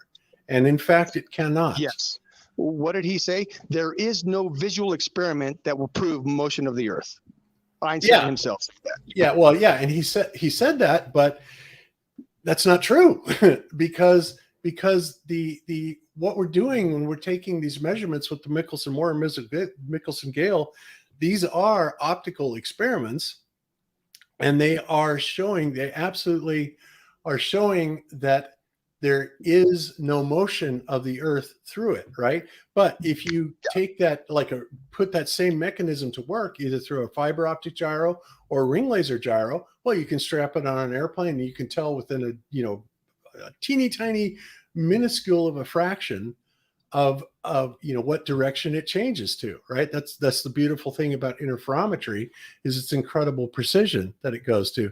So I mean, there's so many things that have been badly misrepresented that have made flat earthers go completely off the curve on this. It makes me crazy, and I really think we need to stop that. What you're saying is it's all in the details. We have to know our details before we make any claims. Yes. In other words, so we can back it up. And you know what, Bob? What we need to do, and it's our task, is to educate our flat earth community so they can stand on what they claim, so they know how to explain it properly. Yes. Yes. And I will be the first to admit also, guys, now, when it comes to the gravity and the mechanism that we're saying that it works from, I can tell you that we can demonstrate it, what we're saying. We can even reverse that gravitational effect. Zach Good Times for All has made videos as to how that works. He's staying here. Yeah, he's our roommate actually here in our house, and he's been with us for a couple of years now. He's the video maker, and he's very smart. And of course, he and I are talking about this, a lot, and he's good at making videos, so he puts it out there. So yes, we can actually demonstrate this, but this theory that that density is all you need, density and is not true. Relative density. Yeah, you have to have a bias on it, and there is a bias on it. I want to throw this out that yes, you're exactly right. We could say this: there are always other factors. Yes, electricity and the ether. Absolutely, that affects the fall rate versus buoyancy or density. It's based on buoyancy versus density, but look at an airplane. I'm just going to throw this out and move on to something else. An airplane has zero. Well, it weighs 40 tons. Let's say an airplane weighs 40 tons on the tarmac, but then when it moves forward, it's buoyant in the air. Well, where does the buoyancy come from? It comes from dynamic buoyancy, from its movement. It's a form of kinetic buoyancy, and again, from the Bernoulli principle, flying forward. There are always other factors. In other words, the airplane, when it's motionless, it's dense, but when it's moving, it's less dense than the air around it, so it flies. So there's always other factors that we need to consider. Absolutely. Now, I want to throw out this. When we were talking about the bumblebees, back to our conversation about the bumblebees and the electricity, they generate a field around them. It's probably static electricity, and they float. They literally float in the air because of static electricity. Spiders do the same. Spiders will they'll spin their web up in the air, and then they'll electrify it. They can literally climb through the molecules of air because of static electricity. Moving forward, the TR-3B, if anyone wants to look up the cylinder or the cigar-shaped UFO, it does exist. It flies by nuclear generation of a static electric field around it. Then the most recent one is the TR-3B, TR-3B. Look it up on the internet. It flies it generates lift using static electricity generated from a nuclear generator on board. So these do exist, and this is one way to counteract that falling effect, Bob, that you're talking about. There are other factors. Yeah, absolutely. Between the rise and fall, there's an axis. When you are neutral, that's where you get that floating effect when you get in those planes of these microgravity planes. So that's what is happening. You are neutral between the two axes, between density and buoyancy. Okay, so the electromagnetic fields do play a very important part in this too. So the things attracts and pulls because of this magnetic energy. So if we have sun and the moon and all the constellation moving around the earth, because the electromagnetic energy is much more higher, and we can feel that attraction and pull and push of the water and everything around. So this have to affect in some ways. So the magnetism apart from the density and buoyancy. So there is possible that, as I think Bob, you were also mentioning in some video, that maybe it's possible that things could float because of this magnetism and all the gases that are present in the atmosphere, in the higher atmosphere. It could even create a layer in because of the gases, and which could be like semi-penetrable, like someone mentioned also. One also, Bob, would call it maybe like something like electromagnetic levitation. When actually it's electrostatic, if you want to be technical about it. It's electrostatic. And I'm going to show you something, because I'm going to guess that you haven't seen this. And who was going to say something? I'm sorry. Go ahead. Yeah, that's what I was explaining with the TR3B, electrostatic. They generate the static electricity and they reverse the field. Voila. Right. Oops. And somebody just dropped out. All right. Add Vikka back in. Okay. Thank you, sweetheart. All right. So can you guys see the webpage I have up? Yeah. It says MIT engineers built an airplane that flies without any moving parts. Okay. Duh. This is exactly what I have been talking about for years now, quite literally. And they're acting like it's some big new thing, right? Exactly. Yeah. And the thing is that they call it an ion propulsion drive, and it works, but the problem is it cannot work in space. Why can't it work in space? Because in order to ionize something, you have to have particulate matter to be ionized. And in space, particulate matter is very, very rare when you're talking about 10 to the 17 torr type of vacuums. Obviously, you can never get a perfect vacuum, so you can never have, a vacuum that goes negative. I mean, vacuum is always a positive thing, but you can get as close to zero as possible, right? But the problem is, if you are ionizing things to use a drive like an ion drive, and you take away the material that needs to be ionized, you've just screwed yourself. You just screwed the pooch. And there's no way this will work in space, even though they're going to try and tell you this. Now, I've been talking about this type of propulsion for quite some time, and even NASA will talk about this tethering, right? Electrostatic tethering. Are you familiar with that,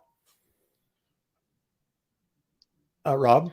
I personally am not. No. Okay, so NASA's talking about this electrostatic tethering, essentially, and this is the way they do this, by the way, with satellites on in the flat Earth. They're basically, you've all seen the AE map, right, where it goes, up and down. Let me actually bring that up really quick. Make this easier to explain. Let's go, Bob.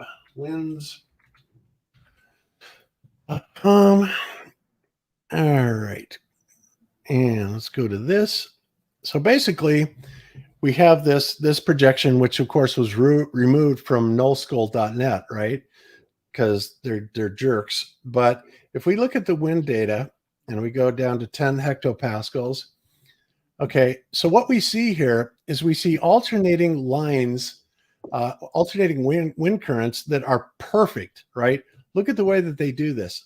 This is going counter, this is going clockwise, this is going counter, this is going clockwise. And it does this at all kinds of different levels, right?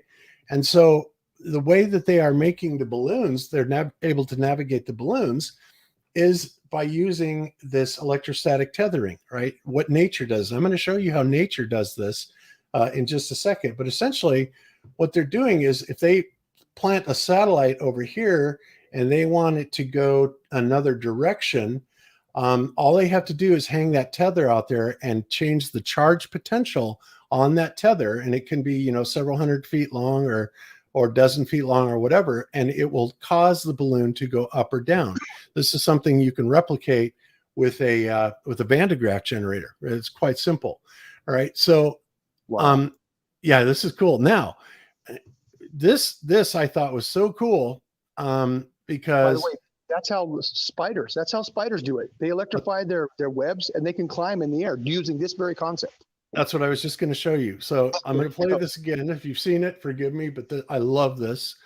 But this is awesome. And you know what? I have to unshare and reshare. Absolutely. So what the government secretly has done, they're replicating the existing world of nature, and they're using it to their advantage. Just they never show us what's going on. Right. Voila. Exactly. Other than MIT. They publish it, but nobody pays attention. We are paying attention. There we go. That's how we know about it. Yep. All right. So now you should be able to see that. All right. So I'm going to play this video. And this is cool because I actually played this years ago because I've been developing this theory for a long time. And as far as I'm concerned, it's nuts on. It is exactly what gives us our gravity. We can demonstrate with it. You blow you away how we can demonstrate this, and you will find out, believe me. So let's watch this really quick and see what you guys think of it. I'll be anxious to see. Here we go. And let me know if you don't hear it, okay? Of all the great flyers the world has ever known, it may come as a surprise that one of the best aviators in the animal kingdom doesn't even possess wings. Spiders, instead, use long fans of silk to carry them through the air, often for many hundreds of miles, in a process known as ballooning. They have long been known to have flown the nest in such a way. Charles Darwin himself marvelled at hundreds of tiny spiders landing on the Beagle while out at sea, and later recorded how they took off from the ship with great speeds even on a calm, windless day. During this time, there were two theories for how ballooning worked. The first theory, and the most obvious explanation, was that long strands of silk emitted by the spider catch the wind and the associated drag forces pull the spider aloft. But spiders will only balloon on days where the wind is a gentle breeze, which raises the questions of how there'd be enough force to pull the silk from the spider's spinnerets, and how could heavier spiders even become airborne at all. The second theory was that atmospheric electricity could also provide the force needed to get the spider aloft. No more than your hair to stand on end when you rub a balloon on your jumper. The spider silk will be lifted into the air by natural electrostatic forces in the atmosphere. These electric fields are present at all times all around the world, but are most noticeable during thunderstorms when they are at their strongest. Surprisingly, until now, the electrostatic theory of spider ballooning had never been tested. In our lab at the University of Bristol, we isolated spiders from any airflow or atmospheric electricity and generated our own controlled electric field at levels. Let me tell you real quick how they did that. Essentially, they set up a Faraday, kind of a Faraday type of cage, except they connected this construct to a high voltage, like a Van de Graaff generator, okay? And basically, I don't know if you're aware of this or not, but Earth has a natural electrical field that is consistent all over the plane of 100 volts per meter. And it's been measured as high as 50 kilometers, which makes it 5 million volts. I believe it goes all the way up to the firmament, which would be 100 kilometers. And that would make it 10 million volts, thus putting us inside and giving us this perfect Gaussian surface, right, between the ground, Earth ground, and the firmament. So then we have a cathode and an anode there, which gives us an area for an electrostatic field, right? Absolutely. So that's how they do this. And one thing that they didn't do is reverse the field, because you know what happens when you reverse the field? You got it. Gravity goes the other way. But I'm not going to go there. But they figured this out, by doing this, and this is exactly the type of experiments that we are doing. And I just thought it's amazing. And you'll see how many kilovolts, how many thousand volts when they turn the field on. It'll show up like down here. And you will see what the electric field voltage changes to when they are able to balloon. So let me continue this real quick. It's found in nature. In response, the spiders began to change their behavior to perform tiptoeing, where they straighten their legs, raise their abdomen, and release silk. This behavior is only ever seen when a spider wants to balloon.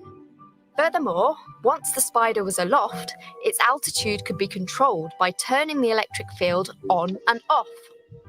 This demonstrates that spiders can balloon using electrostatic forces alone, but in all likelihood, they would use a combination of both wind and electricity to balloon in their natural environments. So how do the spiders detect these electric fields? In this experiment, it was also observed that the minute sensory hairs on the spider's exoskeleton were similarly moved by the electric field. We can then infer that spiders can feel the charge in the air using the same sensory hairs they would use to detect a breeze.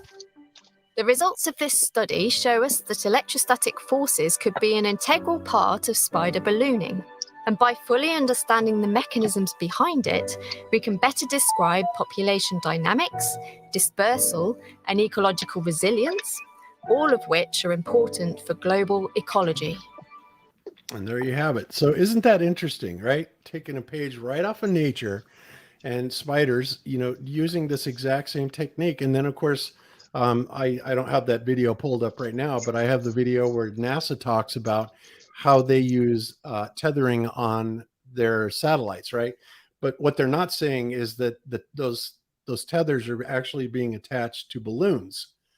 But they still work the same way. Exactly. That's my video, Bob. It's one of my videos so that I have about satellites and how they, by changing the altitude, and they also use lasers and try to line with other balloons. But the main system is to just go up and down because of this, just two different streams. Just changing the altitude, they can change the direction. That's one of my videos from the satellites. Yeah.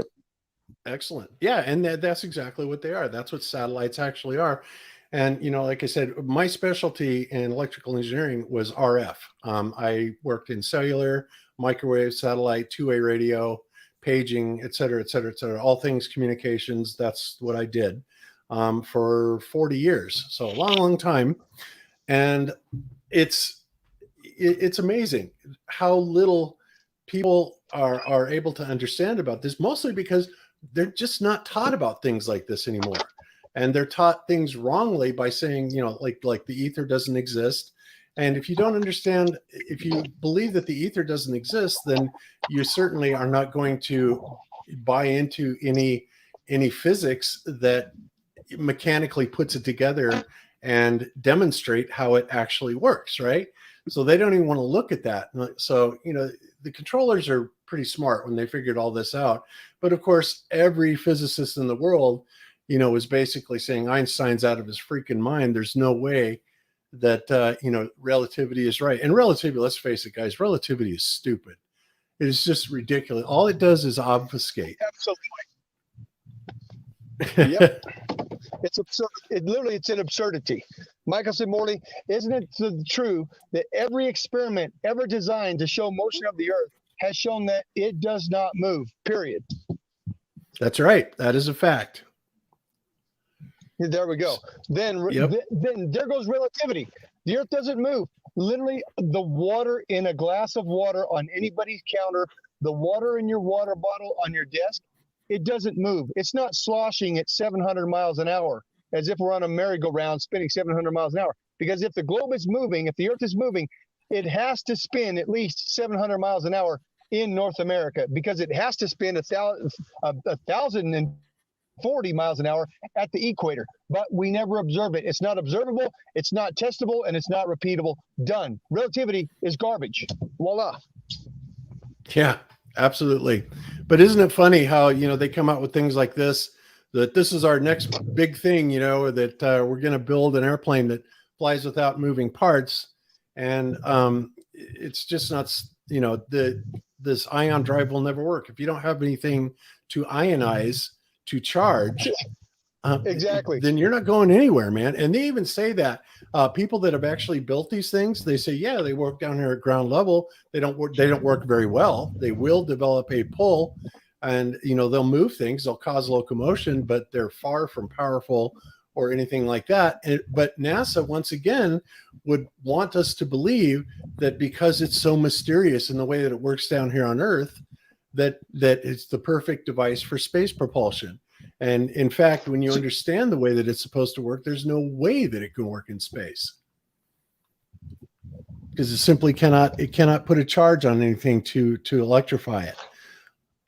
Because that it needs the atmosphere, which is missing. The same thing happened with the radio signal, that these people think that the radio signals are reaching in a vacuum to Mars and to the voyages going to Saturn, but there is no field. Like the radio signals on the Earth need that field and atmosphere to move ahead. And that's not happening in space. That is very similar to why this thing cannot work in space, because this kind of flies, because there is no field. Absolutely, Yeah, because 100%. there is nothing in space. And let's not forget their definition of the Van Allen belts. There is nothing outside the Van Allen belts. Nothing can penetrate outside the Van Allen belts. Let's not forget Operation Fishbowl in 1962. Nothing penetrates past the Fishbowl Van Allen belts. There it is. Their own admission, nothing gets out. Literally nothing gets out by their definition. Yeah, Fabulous. and that makes communication using a 25-watt transmitter, to Voyager, a billion miles away or 2 or 3 billion miles away, utterly ludicrous, right? They think for whatever reason that, because it's in the vacuum of space that RF will go on forever. That is complete nonsense.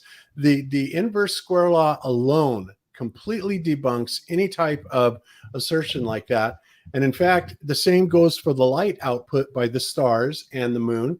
For example, one of the presentations I did in Denver was about the applying the inverse square law to the light of the moon. And Jaron's also done it. Taboo's done it. And it's astounding. When you first look at the number, it's such a big freaking number. It's like 14 quadrillion lumens, right? I mean, wow. that much light would vaporize anything, right? But I've done the math. Ben's done the math. Jaron's done the math. We had everybody in FE Core do the math. It's like, my God, that in and of itself tells you that that's simply impossible, right? Bob, if you watch the raw footage of the Red Bull jump, they lost communication with him at like 120,000 feet. They could barely communicate with a guy directly above them at 120,000 feet. But we can talk to people on the moon or on the space station.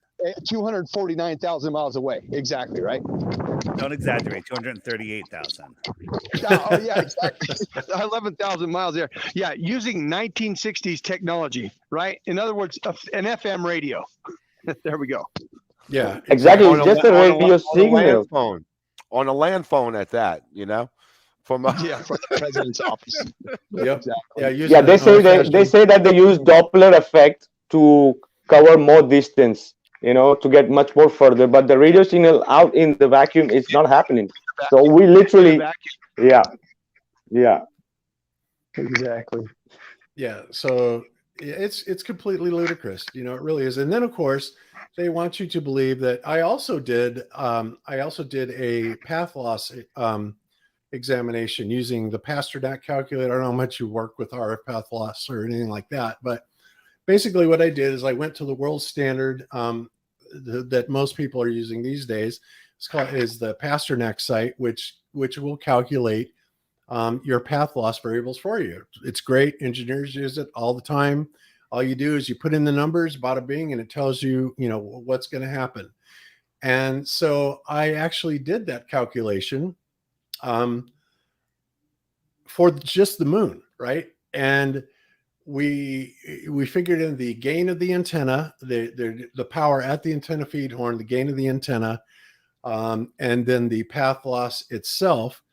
And already at that point, the signal had degraded so much by the time that it hit the moon or would have gotten to the moon that it could have never returned, right? Let alone bounce off or scatter or anything like that. Now that's radar, but I'm sorry, but they can't transfer 25 watts back through that. And why is it that they use VHF or UHF? Why is it that one microwave frequency all of a sudden passes through that Great Barrier, but everything else is blocked, right? It's like a big bandstop filter.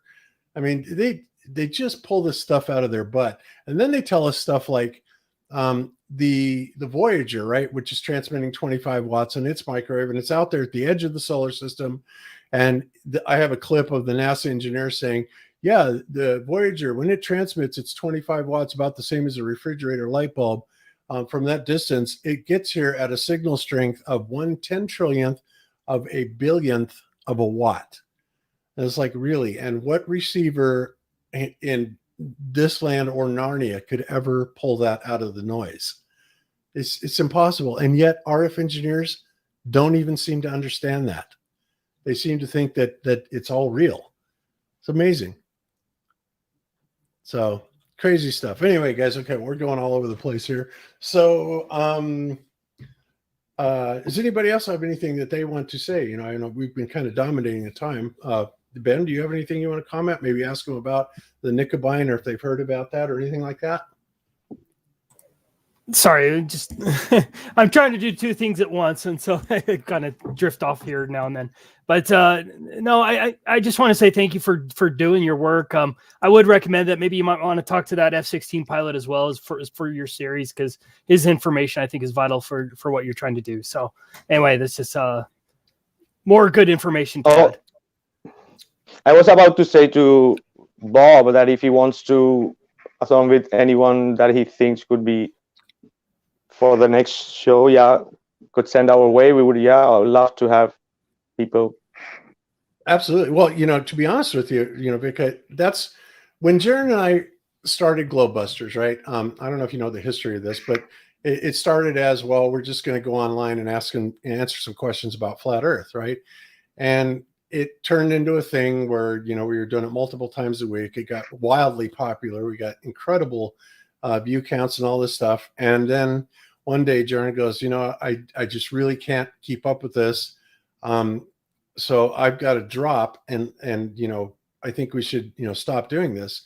He goes, unless you would like to take it over and do something with it. And I thought about it for a while. I said, you know what? I would like to do something with it. I would like to make it more about technical understanding. I mean, I'm an engineer, I'm a pilot, I get how things work. And I have a knack for explaining things to people in ways that they can understand. And so one thing that there are not a lot of in this community, at least not that I've met, until very recently, is other, engineers and people like myself that are not afraid to come out and actually talk about what's going on. So in terms of that, Vikka, I would love to, be in touch with your technical experts, definitely more with Rob and the other guys that, that were on the show, especially the Mariner that was talking about the ring laser gyro. And because this is exactly where Globebusters, at least the Wednesday night show, is going to be going, that'll be the technical side, much more technical than what we would cover, I think, on the Sunday show. The Sunday is more of a general flat Earth thing, and we're going to be doing more debunks of people like Professor Dave and, those kind of things that you hate doing because you can't stand these clowns, but somebody really needs to say something about them, right? So, I definitely would love the opportunity to, hook up with other engineers for sure. And I also have resource of FE Core, which has a bunch of engineers in it also. But we're always looking for new people. I got a quick question. Oh, yeah. What's the name of would be great. What's the URL of of the Real Truth Seekers? Is it? What's the actual URL? The shortest one is rts.video. I'm going to send you a link. I've already sent Bob the link.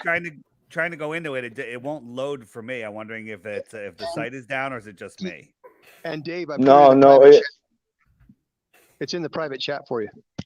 Okay, I can't. It's not working for me, so I'll work on it. Yeah, go on the RTS. I'm going to send you a direct link. Yeah. There you go. Okay. Look for and search Vikka Draziv. It's simple enough. Yeah, Bob, for sure. It would be awesome. All collaboration. Yeah, count on any one of us. If we could collaborate to further dismantle the globe, but it's already dismantled. But we could always bring in more because we know we've been seeing all these, for example, all these people, these globers, what they're pushing, like the one you showed about the stars. They know that the indoctrinated ones will never gonna see it, so they can put any crap and they're gonna just go with it. So that's what will happening with these people. So the same with the C19, so everybody even if you put the truth right in their face, they're not gonna see it. The ones who's gonna see it, they're gonna wake up. So we are always available for and open for all collaborations to take things ahead. It was a pleasure awesome. already to be here. Yeah, it really is. It's great. And, I always appreciate when we find this thing. And of course, we already have an excellent, panel on Globebusters, and I think we've done really well over the years. But again, I just want to go deeper. Not only that, I hate the idea, and I know a lot of people say, well, you don't need a model, you don't live on a model. But I would like, my recent thing that I've been talking about lately is actually creating a model. Now, I'm not going to claim that it is the model, but I'm going to put together something plausible. For example, the first thing we started out with was the construct itself, right? If you go biblically, if you look at it biblically, the Bible defines the earth as the dry land has been separated from the waters, right? And there is an area above the firmament and an area below the firmament, and inside the firmament is a kind of a chasm or a chamber type of thing, if you're looking at it biblically. And within that firmament, inside of it, are the sun and the stars, and et cetera, et cetera, et cetera.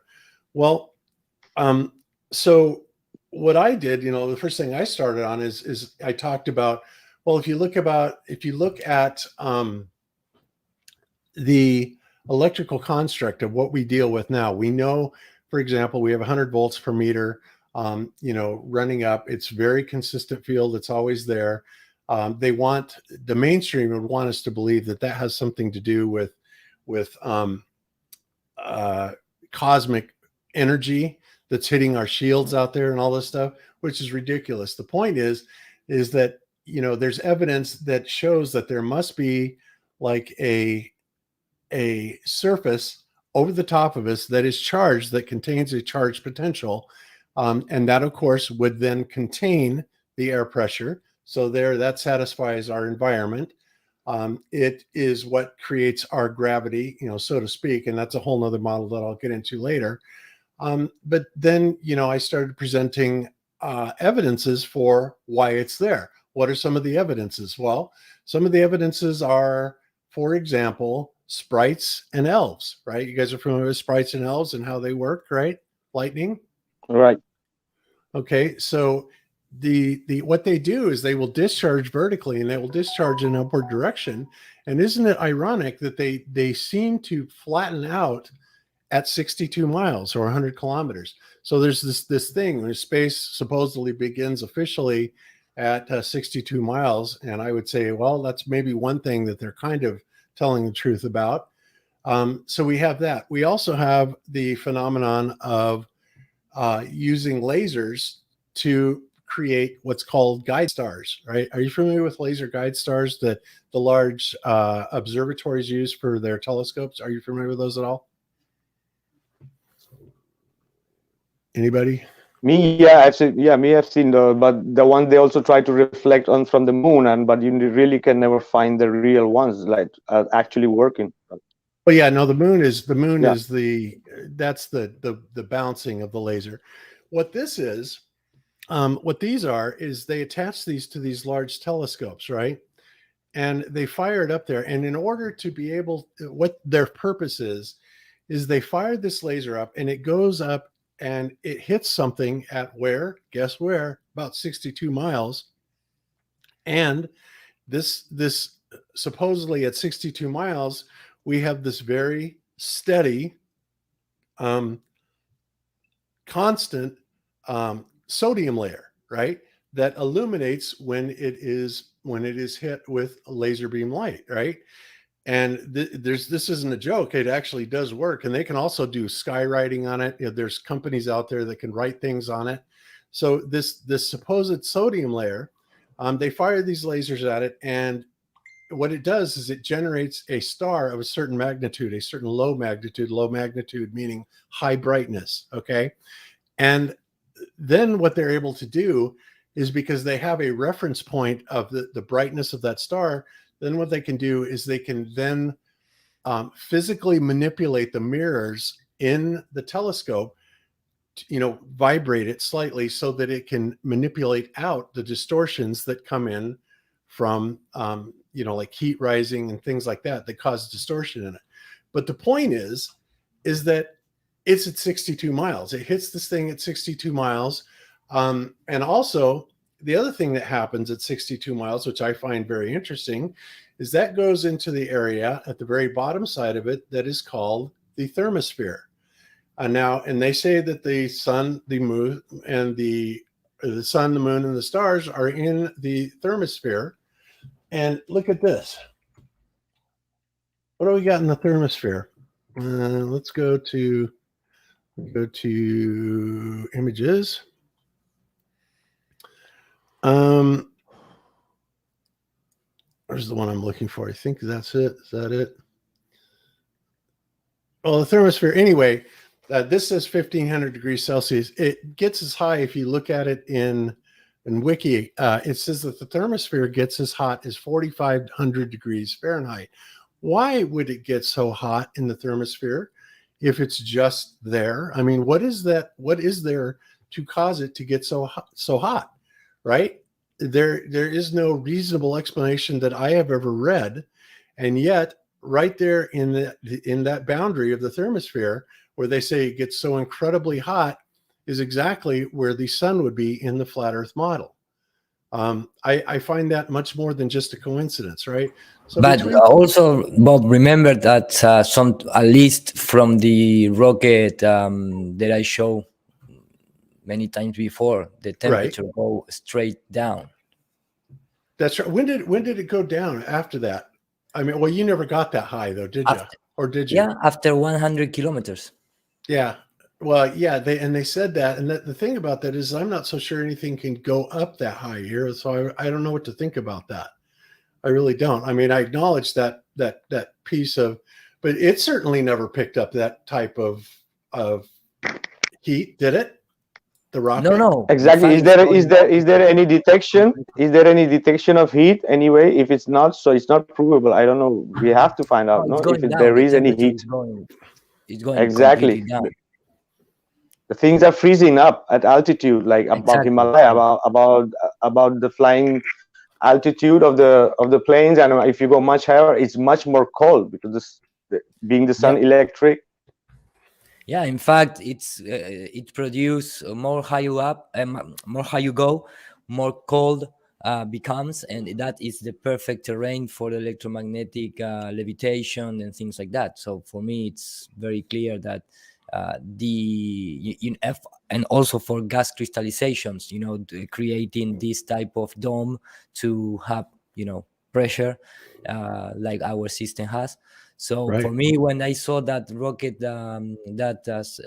go fast rocket showing the temperature at 120 kilometers, it's almost 0 Kelvin, and it's crazy, but it create the perfect conditions for have quantum levitation. Yes, with exactly. No friction, with no loss of energy and things like that. Like we observe in the celestial bodies. Right, which may be that flip ring point that God, I forget the primer fields. David Lapointe talks about in the primer fields. In that flip ring zone, magnetically, there's kind of like a 0G type of area up there, and that would be a perfect place to possibly, if NASA knows about it, they could actually hang something up there, right, in that supposed 0G area. But again, speculation. I don't know. But the thing is they give us just enough hints that there are some things here that are just undeniable. Why is it that sprites top out and flatten out at that exact height? Well, and also we know we need pressure and how that all works out. The temperatures that are right there where the sun is supposed to be. I mean, there is so much evidence that points to the idea that thermosphere is there, right? So we went ahead and we built our thermosphere, and now we've got the base structure. Now what we need to do is explain how, using things like the coffee cup caustic and light refraction and what is the coffee cup caustic? It's actually called I'll have to think about it in a minute. Anyway, the coffee cup caustic is how you can have a point source of light, and it could be reflecting off of a surface and bring light all the way around to the other side of a coffee cup. Anisotrophic light behavior. Yeah, exactly. So let's see. Let me just go ahead and bring up an image here. Yeah, and as Iru say, that vibration and the heat is only happening very local below in the atmosphere. So the phenomena is very local and very below. That vibration through the ions is not happening above. That's why it's so cold. Even if the sun is above, it's much more cold, and the heat and the light is much more local phenomena. That's why if you from the higher altitude balloon, we see that blue line and the darker up, because it's much more down. Right. So here's something that we need to take into consideration: adiabatic cooling rate. Bob, you know this from flight school. The adiabatic cooling rate, we lose 2 degrees per 1,000 feet, and that continues as we move higher. Mm-hmm. If you see what I mean, it gets colder as we ascend. For example, if we look at the average airliner flight altitude, it's 35,000 feet. It's below zero up there. It's absolutely cold up there. There is no ionosphere where there's thousands of degrees. It simply doesn't exist in the real world. Well, yeah, I agree. Well, and that's, I was talking, to be fair, I was talking about the thermosphere, which is, quite a bit higher than that, but still, I don't buy it either. I really don't. And I think that's what I'm getting at, thermosphere. Yes. Yeah. So what the things that we do know, by kind of mixing and matching these things, is we can kind of extrapolate, what is going out there, and we can fit in either biblical descriptions of the flat Earth or flat Earth descriptions that have been brought out via other cosmologies, like other societies, other countries, other religions, et cetera, and believe me, everybody has a take, especially in ancient India. The Indian cosmology is amazing, right? And I think that they were light years ahead of us in understanding what's going on up there, and we just need to kind of recover that message that we know about. And the other thing that we've been looking at too, guys, is that we have located what ironically appears to be a second sun up there, but that's a whole nother thing we'll have to cover on another day. But that in and of itself is a complete trip, and how we discovered that. So yeah, it's just crazy. So I want to put together something that is a plausible model that at least has evidence, that we can build a preponderance of evidence on to give it at least some plausibility, right? Because honestly, yeah, you could say the globe Earth has plausibility, but not really, because when you really start going down and really looking at it very closely, the globe model falls apart on every single level, right? So it's not like they have anything more than we do. They don't even have a map either at all. Their maps, what they use, the maps that they're using are all different. I have all these different projections. They're all so, none of them work right. Even on a globe, it tells you that it's for entertainment purposes only, not for educational purposes, right? Why would they do that? It would seem to me that the globe would be the easiest thing you could reproduce it on.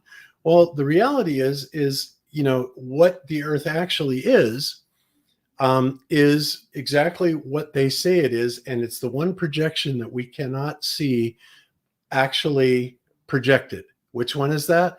The WGS 84 flattened ellipsoid datum, right?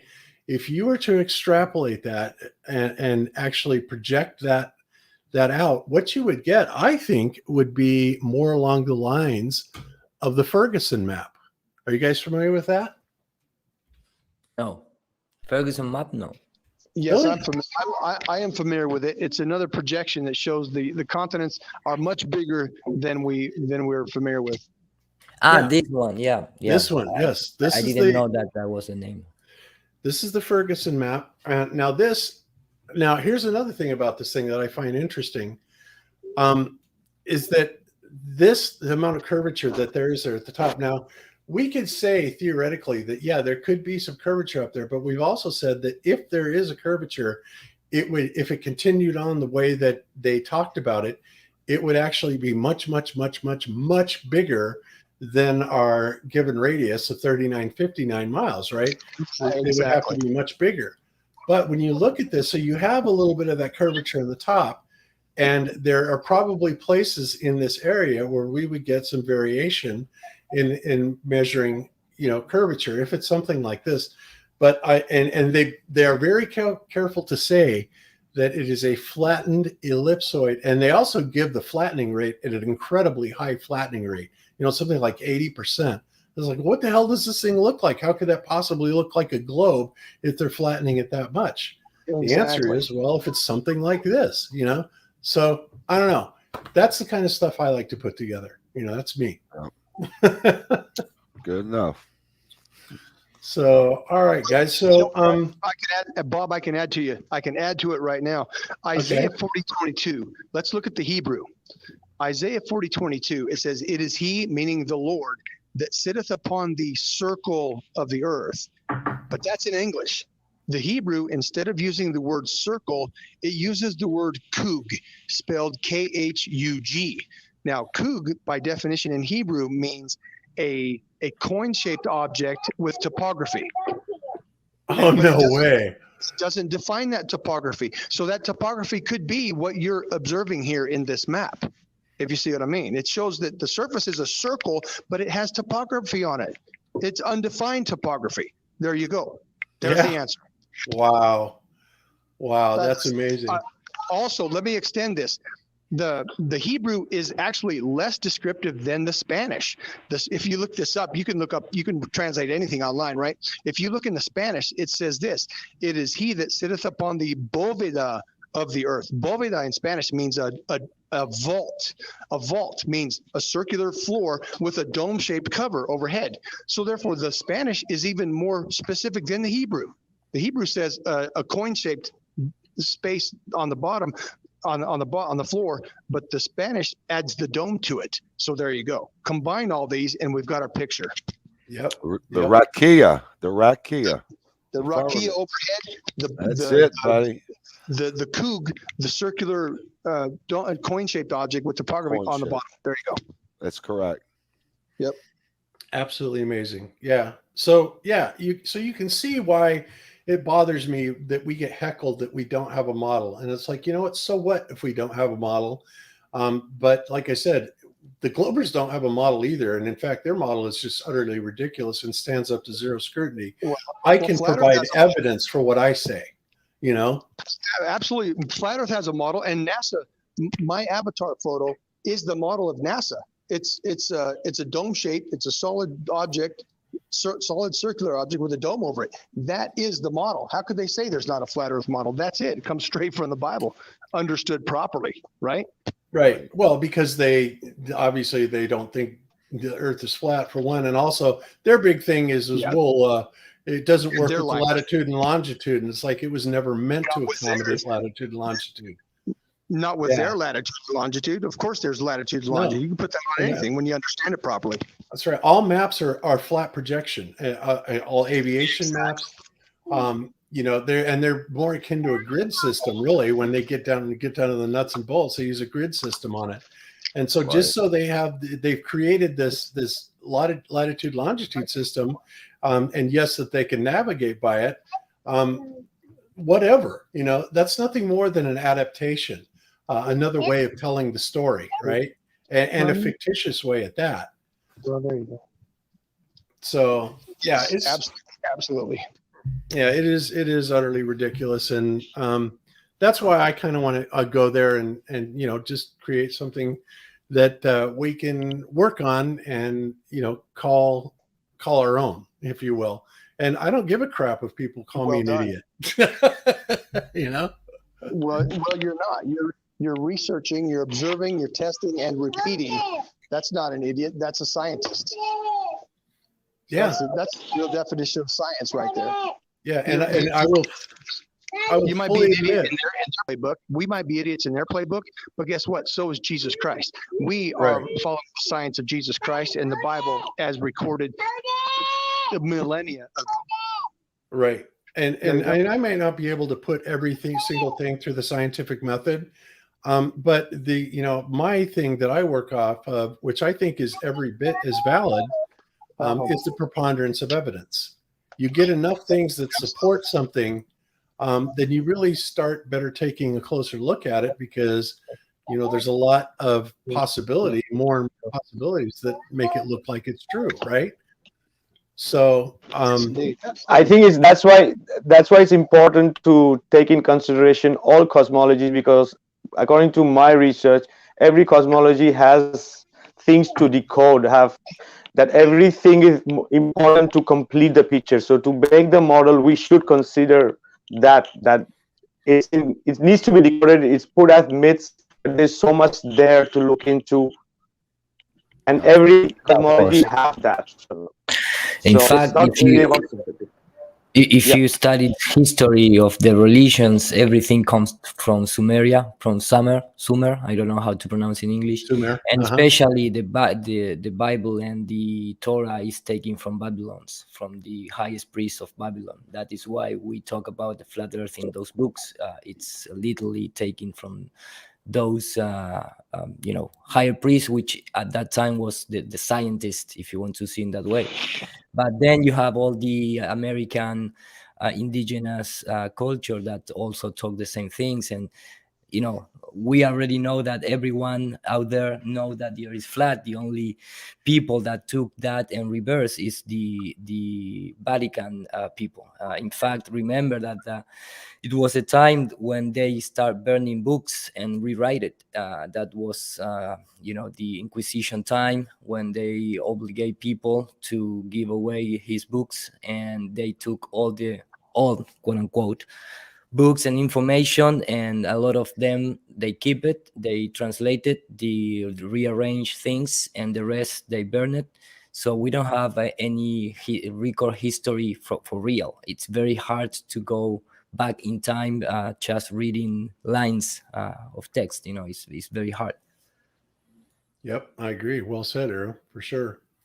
So yeah, and of course, I'm sure you guys have been following up on other world events about this whole Tartaria and the mud floods and stuff. And it just looks like the more we find out that all of this stuff is coming to light, that, everything we've been lied to about everything, our history, especially, it appears that we've already had free energy, and our technological days are behind us, right? We've actually regressed moving forward in a lot of technological fields. And I think that, when you start becoming aware of that, and especially when you start looking at what they have termed antiquitech, right? This antique type of free energy and other technologies that apparently was in use 100, 200 years ago, you're just like, WTF, right? How did they hide this? How did they get away with hiding this to this level? How did they get away with making the whole world think that, supposedly, we've known that the earth was a ball since, for over 2,000 years, when in fact they were still teaching in our school system 80 years ago. Yeah, but remember that all the education system came from the Vatican, from the west part of the world. They took all the educational system. That is why they can do whatever they want.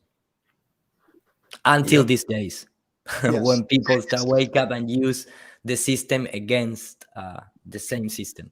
Exactly. That's what we're doing. We are literally returning truth to science and science to Jesus Christ and the Holy Creator. Voila. That's what we're doing.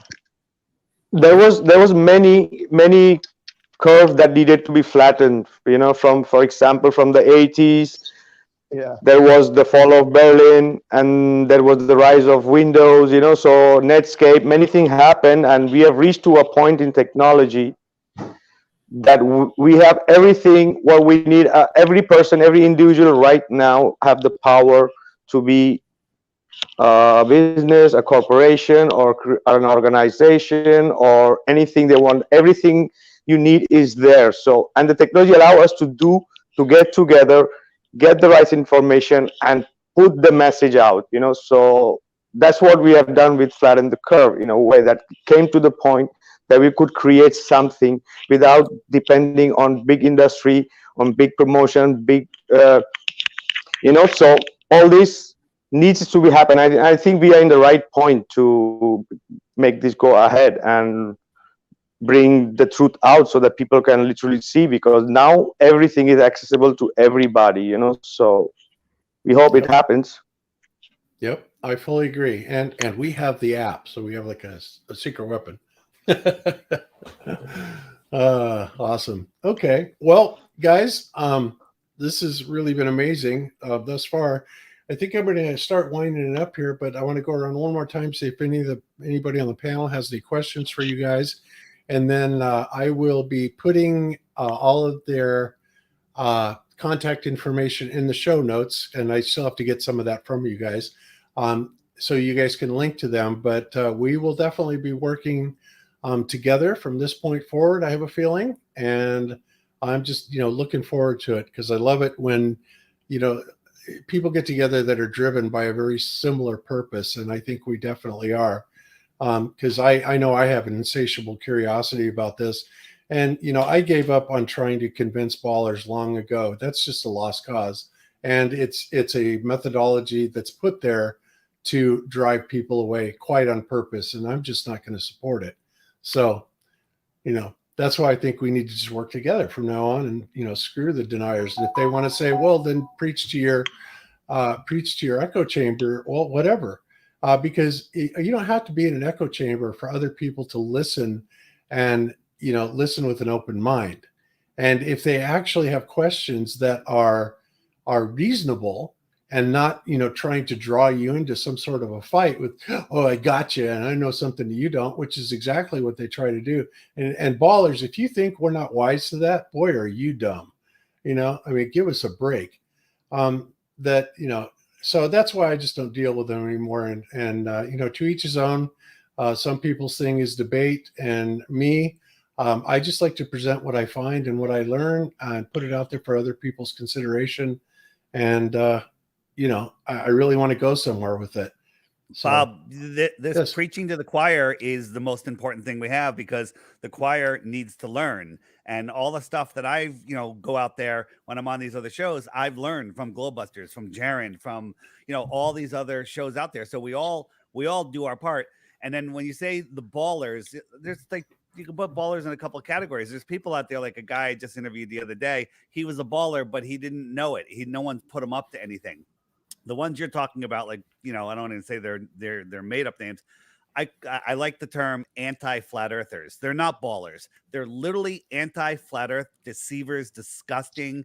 And I don't even want to say human beings, because they're not even human beings. They're horrible. And if everyone just ignored them, then they wouldn't really have anything. The problem is too many people are engaging them. And Yes. do whatever you want. And Sorry, David. I just did that with my last video. So what did you do? I engaged with them again. Yeah, but you know what? Wait, hold on. I have to correct myself. Occasionally you have to engage. Occasionally you do. But like Ben, when you engage them, you destroy them. You know why? Because it's an unfair fight. They're fighting on the side of ridiculousness, and we're fighting on the side of common sense and on natural observations. And you're really good at putting it together, because just the way you put stuff together and explain things, and your videos are hysterical and educating. So again, some of my best videos came from trolls. One of my favorite videos is Red's Rhetoric saying, I rose my drone up and saw the sunrise again. I saw the sunset again. And I completely destroyed them in the video. So again, occasionally when they poke the bear too much, you got to poke them back. Right. But screw those anti-flat earthers. They're idiots, right? And everyone, as I said at the beginning of the show, we have the advantage. It's literally like, I'm trying to think. You're showing up at a fight with a machine gun, and they're showing up with a friggin' spoon. Okay, they've got nothing.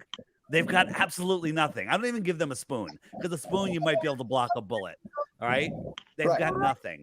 Yeah. The thing that really bothers me, David. Oops, I'm sorry. The thing that really bothers me is, for example, when we did the very first rebuttal to Professor Dave, right? And we got 50, 60, 70,000 hits, something like on that.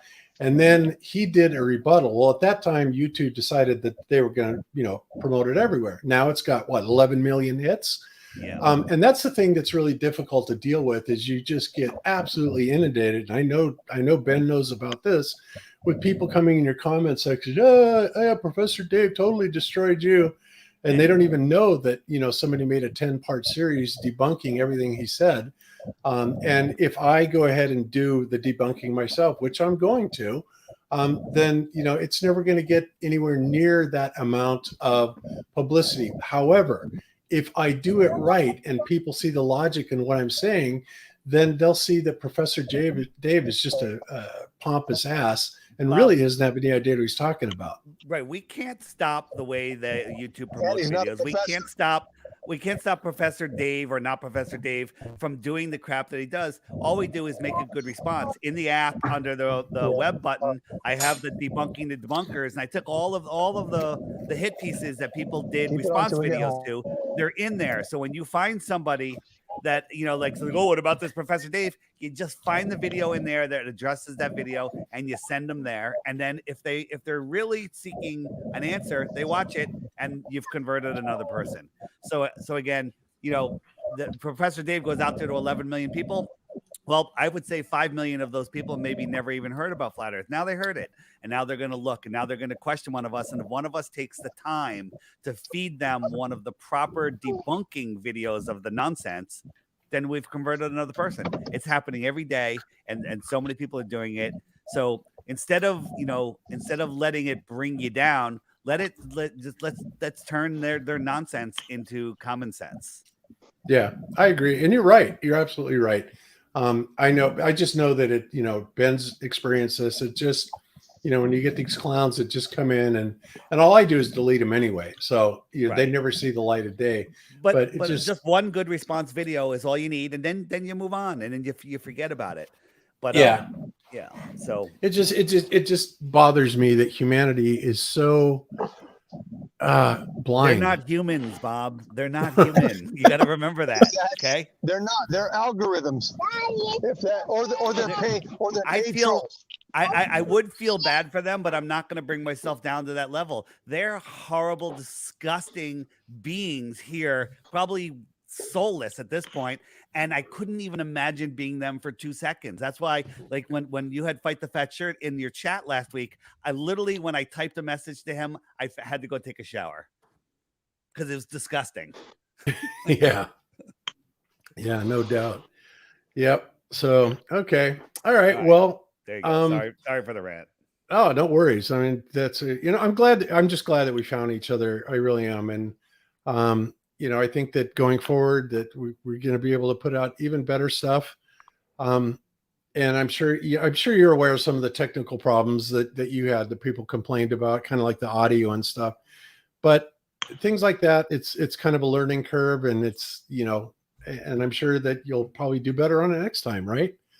But overall, I thought the video was pretty good. You know, it's fairly, it's informing, and I like the way that everybody talked so authoritatively in it, because that's something that people really relate to, is that when people are speaking authoritatively about something, they relate to that.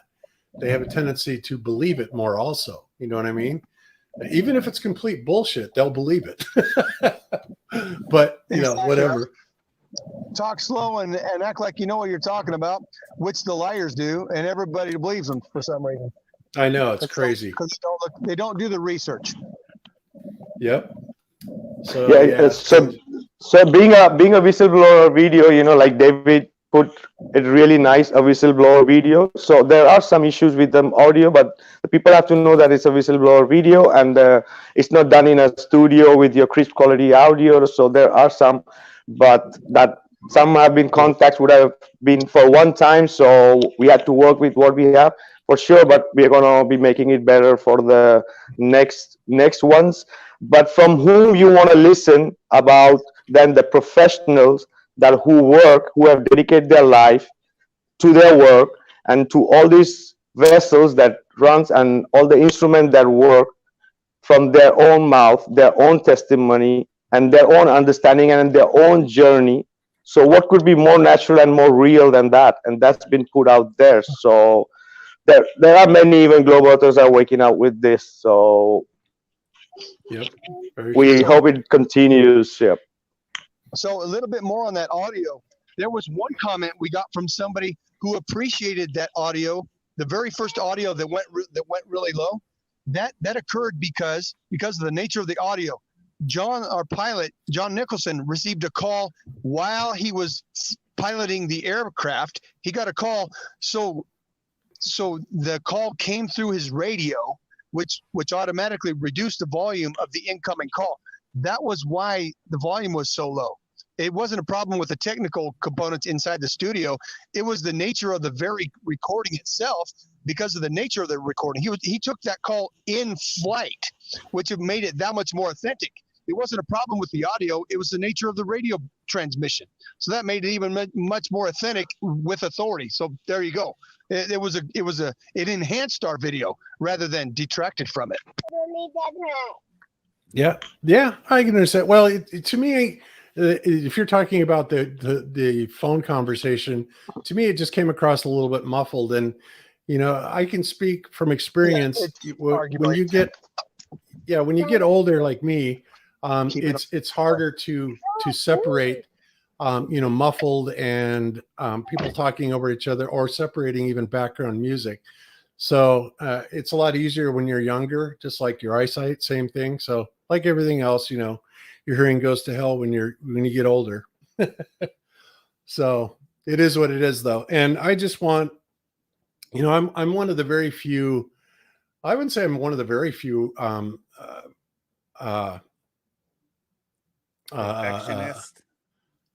perfection.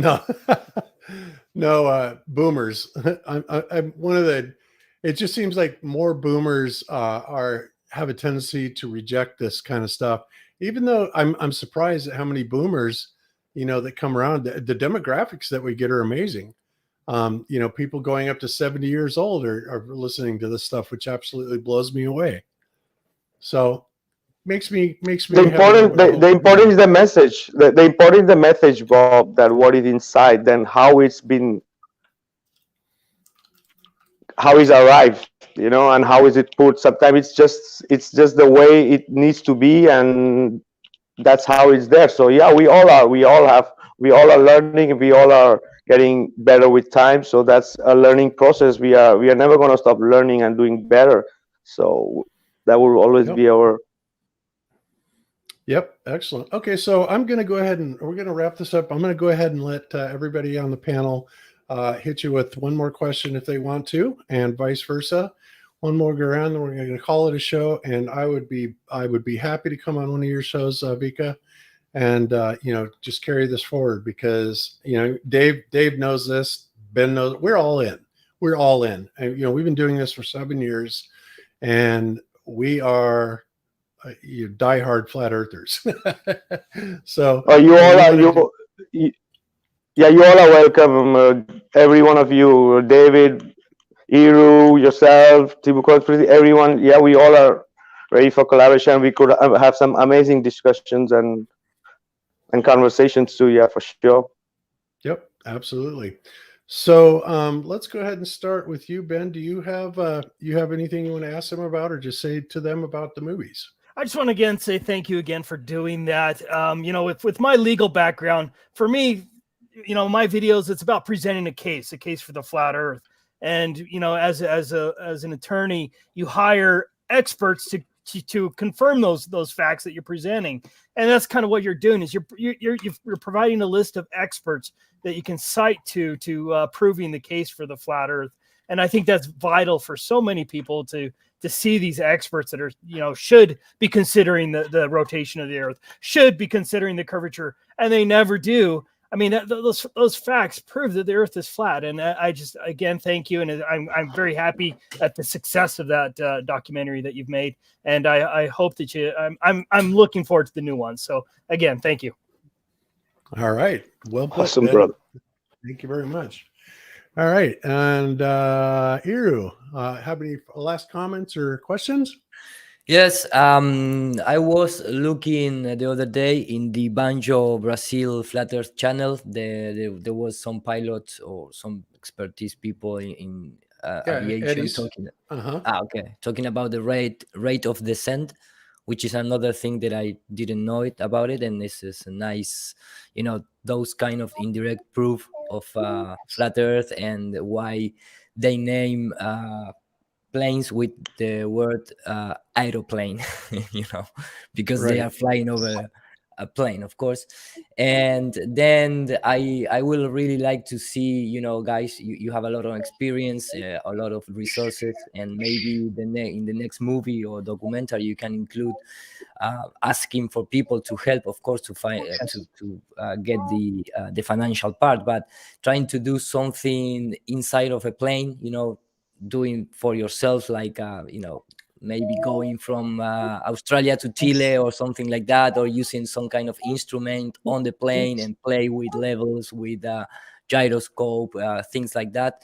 Not just on the table in your garage or home or lab, but also inside the plane while it's moving, while it's flying, not just filming the co-pilot cabin, but disassemble the gyroscope on the flight and show that kind of things, because not maybe for everyone, but for the new ones, and also from people that maybe have some doubts about it, looking, playing with the instrument in the field, if you want to see in that way, could be something much provocative. I remember a really low quality equivalent, but remember the guy, I forget the name of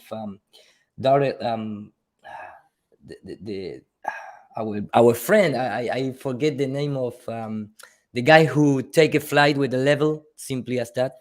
That's Dave. Not not Dave. That's Daryl. Daryl. Yes, Daryl. Yeah. Okay.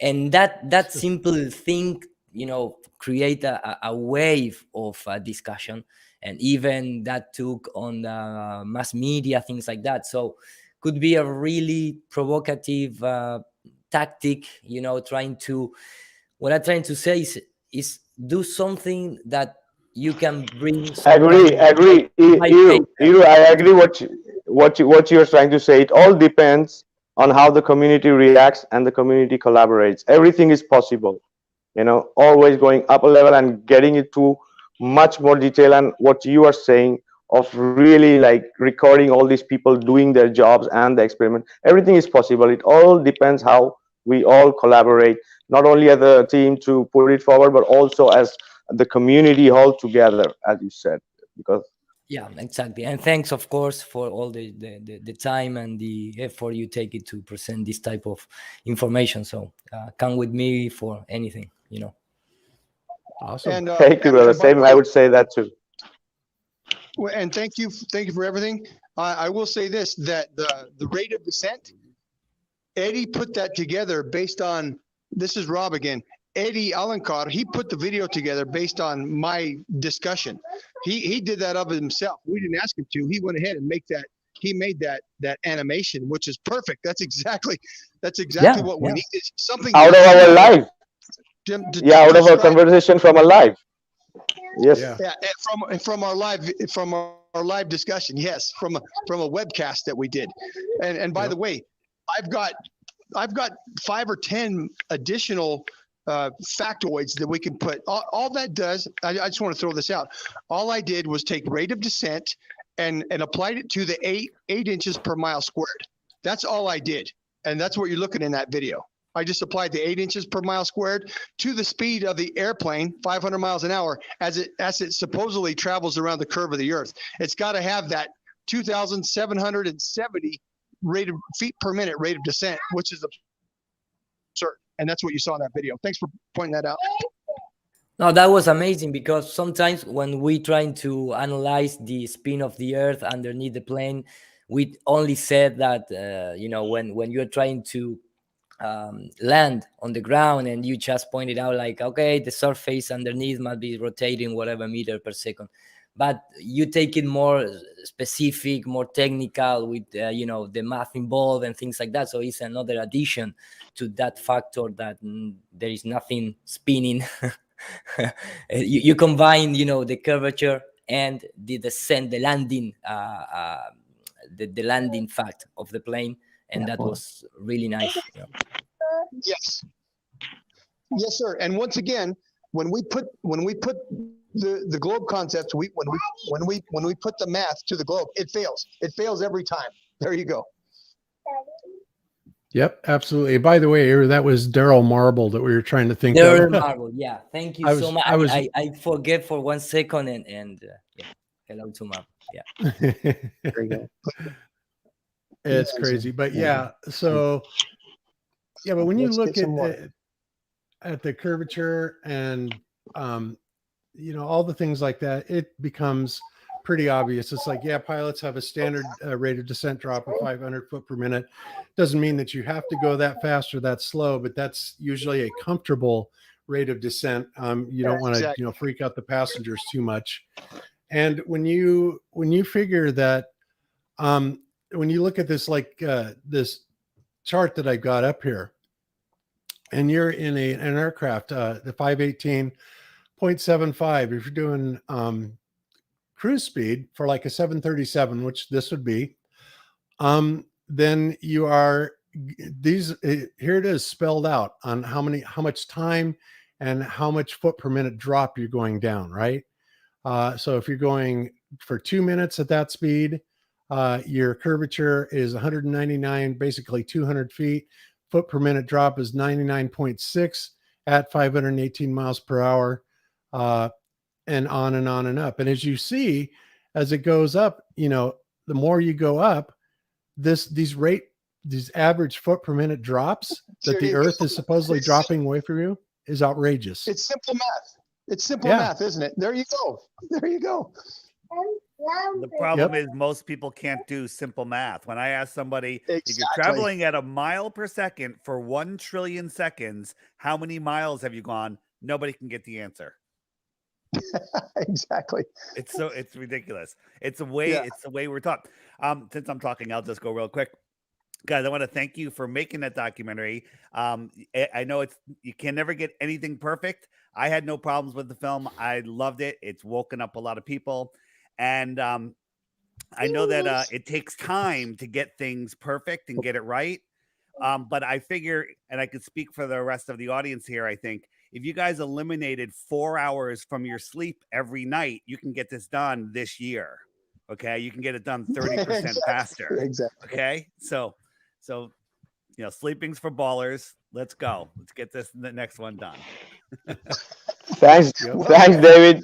Thanks for all the promotion. It's awesome, brother. Yeah, we don't want to hurry, David. We wanna get it right. I know. I'm very impatient. Yeah, so we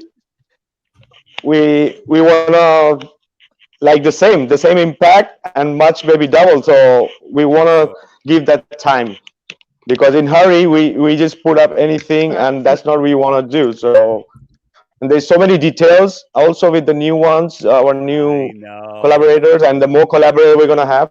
So anyway, thank you, David, for all the promotion. That's really, really appreciated, and even to Bob for sharing, brother. So the word needs to go out. So absolutely, I was happy to do it. Absolutely. And one other thing. If you don't mind, let me throw this out. Vikka is our one-man production show. All we did, we, the pilots, the ship navigators, and everybody else, all we did was send video clips and voice clips to Vikka. Vikka is our production manager. So thanks to Vikka for putting this together. It's all on him.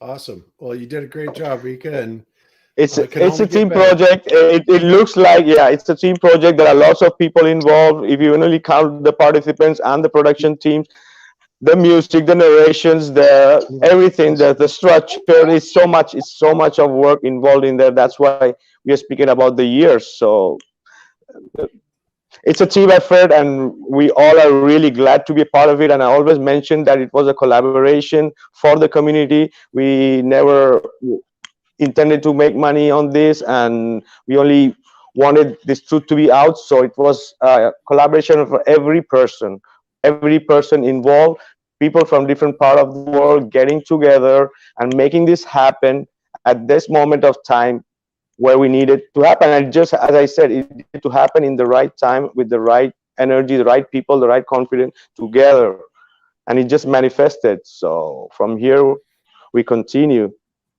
Yep. Awesome. Okay. All right. Well, I think so. Dave, are you done then? Do you have anything else for them, or? No, that's it. Everybody just, the thing I find about flat Earth, which is amazing, is everyone that sees it, it becomes, for lack of a better word, obsessed with it, because it's the one thing that you don't just stick in the closet. You're into something, and at a certain point of your life, you get it, you use it all the time, then you put it away. Flat Earth doesn't go away. Flat Earth is here every day. It affects us all the time. And those of you that are out there that are actively doing something to help wake up your friends and family and neighbors and strangers, I think that is the work that we're supposed to be doing here. We're supposed to be showing people where they live, who they are, what they are, rather than let them live in the matrix. And the matrix is the heliocentric system. It's a prison for your mind. So everyone out there that's doing anything to wake up anybody, God bless you. Yep. Awesome. Amen to that. Okay. So either Vikka, and I guess we lost Mark. He had to leave. That's fine. So either Vikka or Rob, do you have any closing remarks you want to make to the panel before we close it out?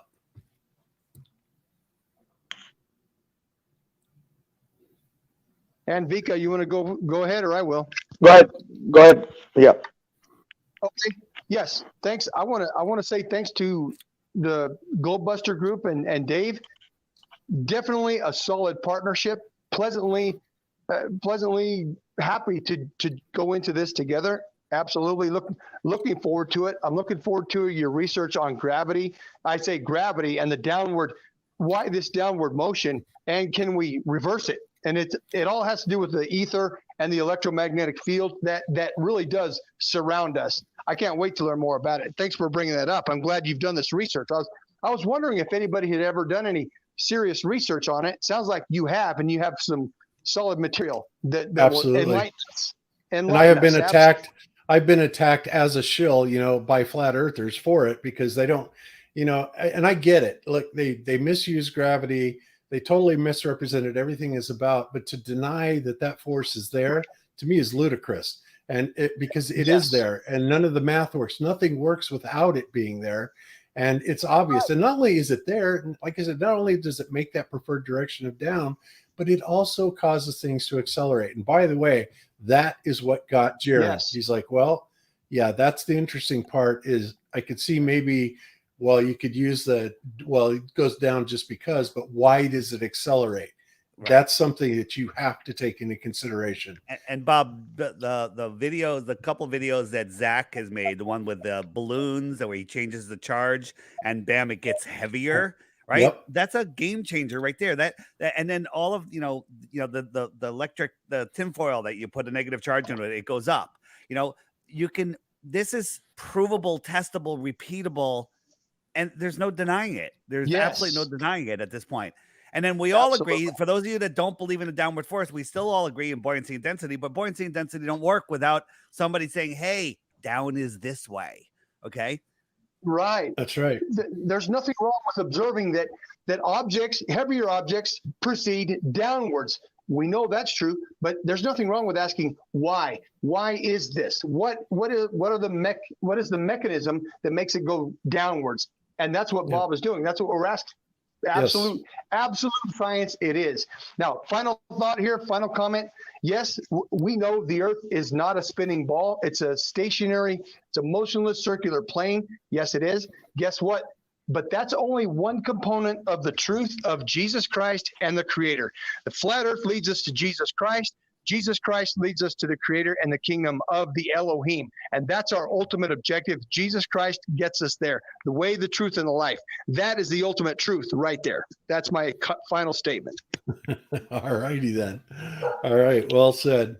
All right, gentlemen. Well, again, thank you so much. I want to thank you guys, and I want to thank our audience and all the super chatters out there that have given us super chats. You know what? Let me read some of those, actually, because there may be some questions in there from.